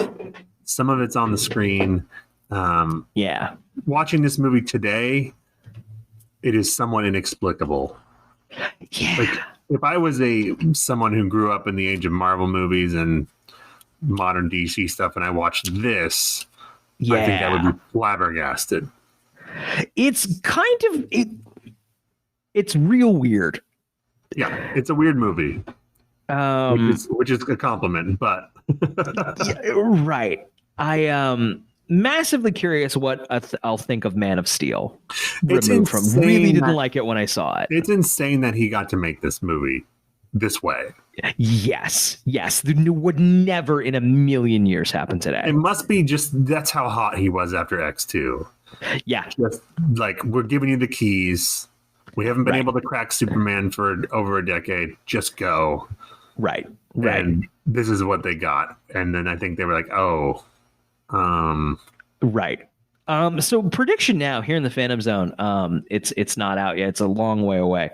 But as far as we know, because once again, the Phantom Zone, we have no concept of time. No, yeah, it does, yeah. Do you think James Gunn's going to be the one to do it? You think James Gunn's going to make it work?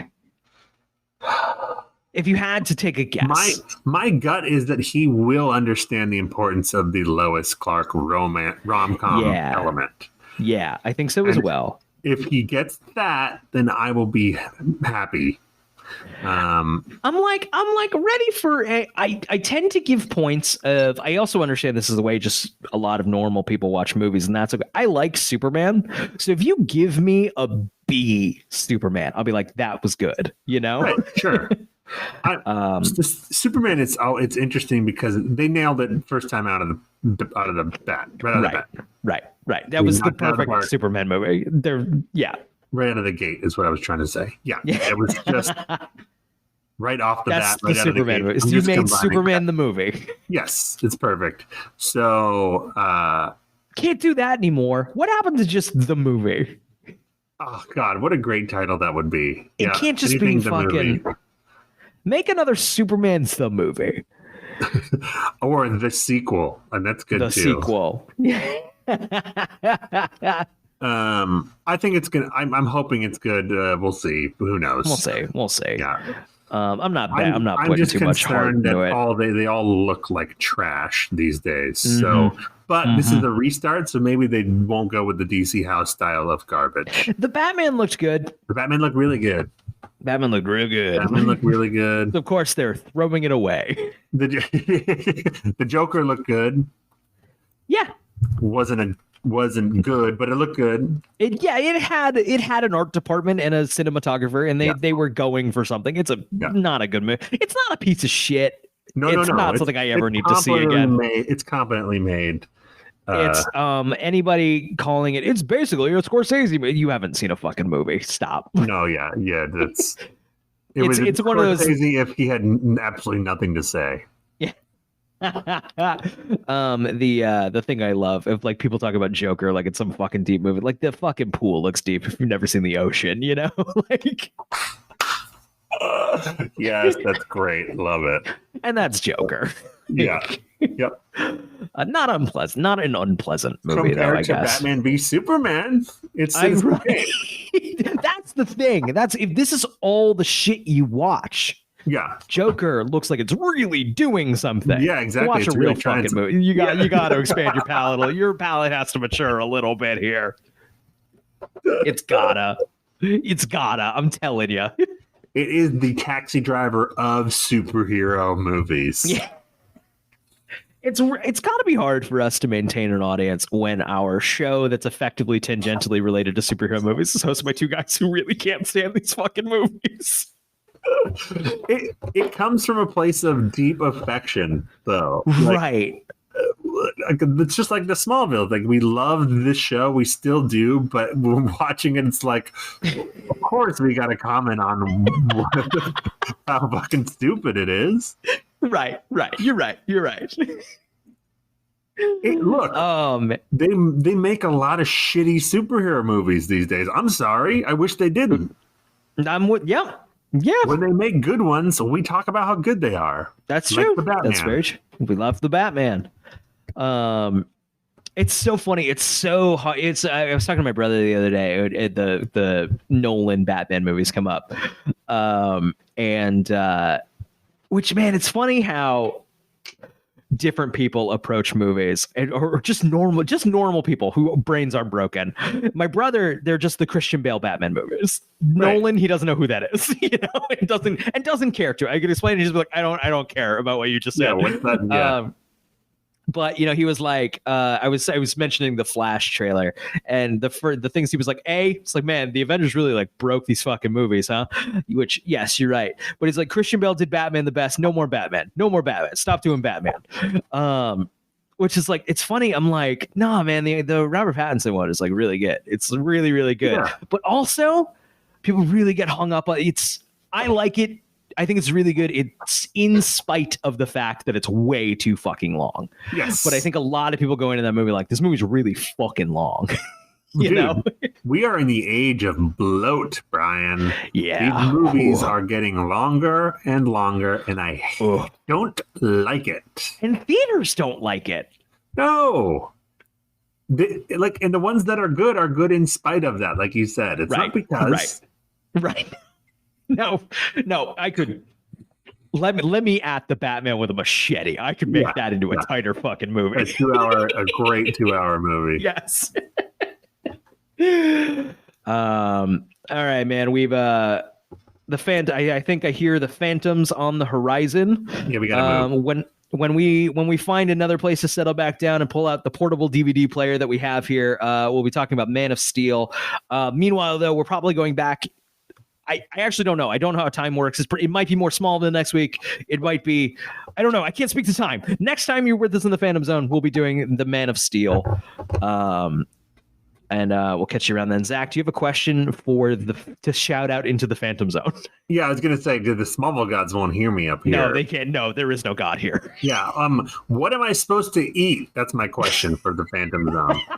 There's no food. Good night, everybody.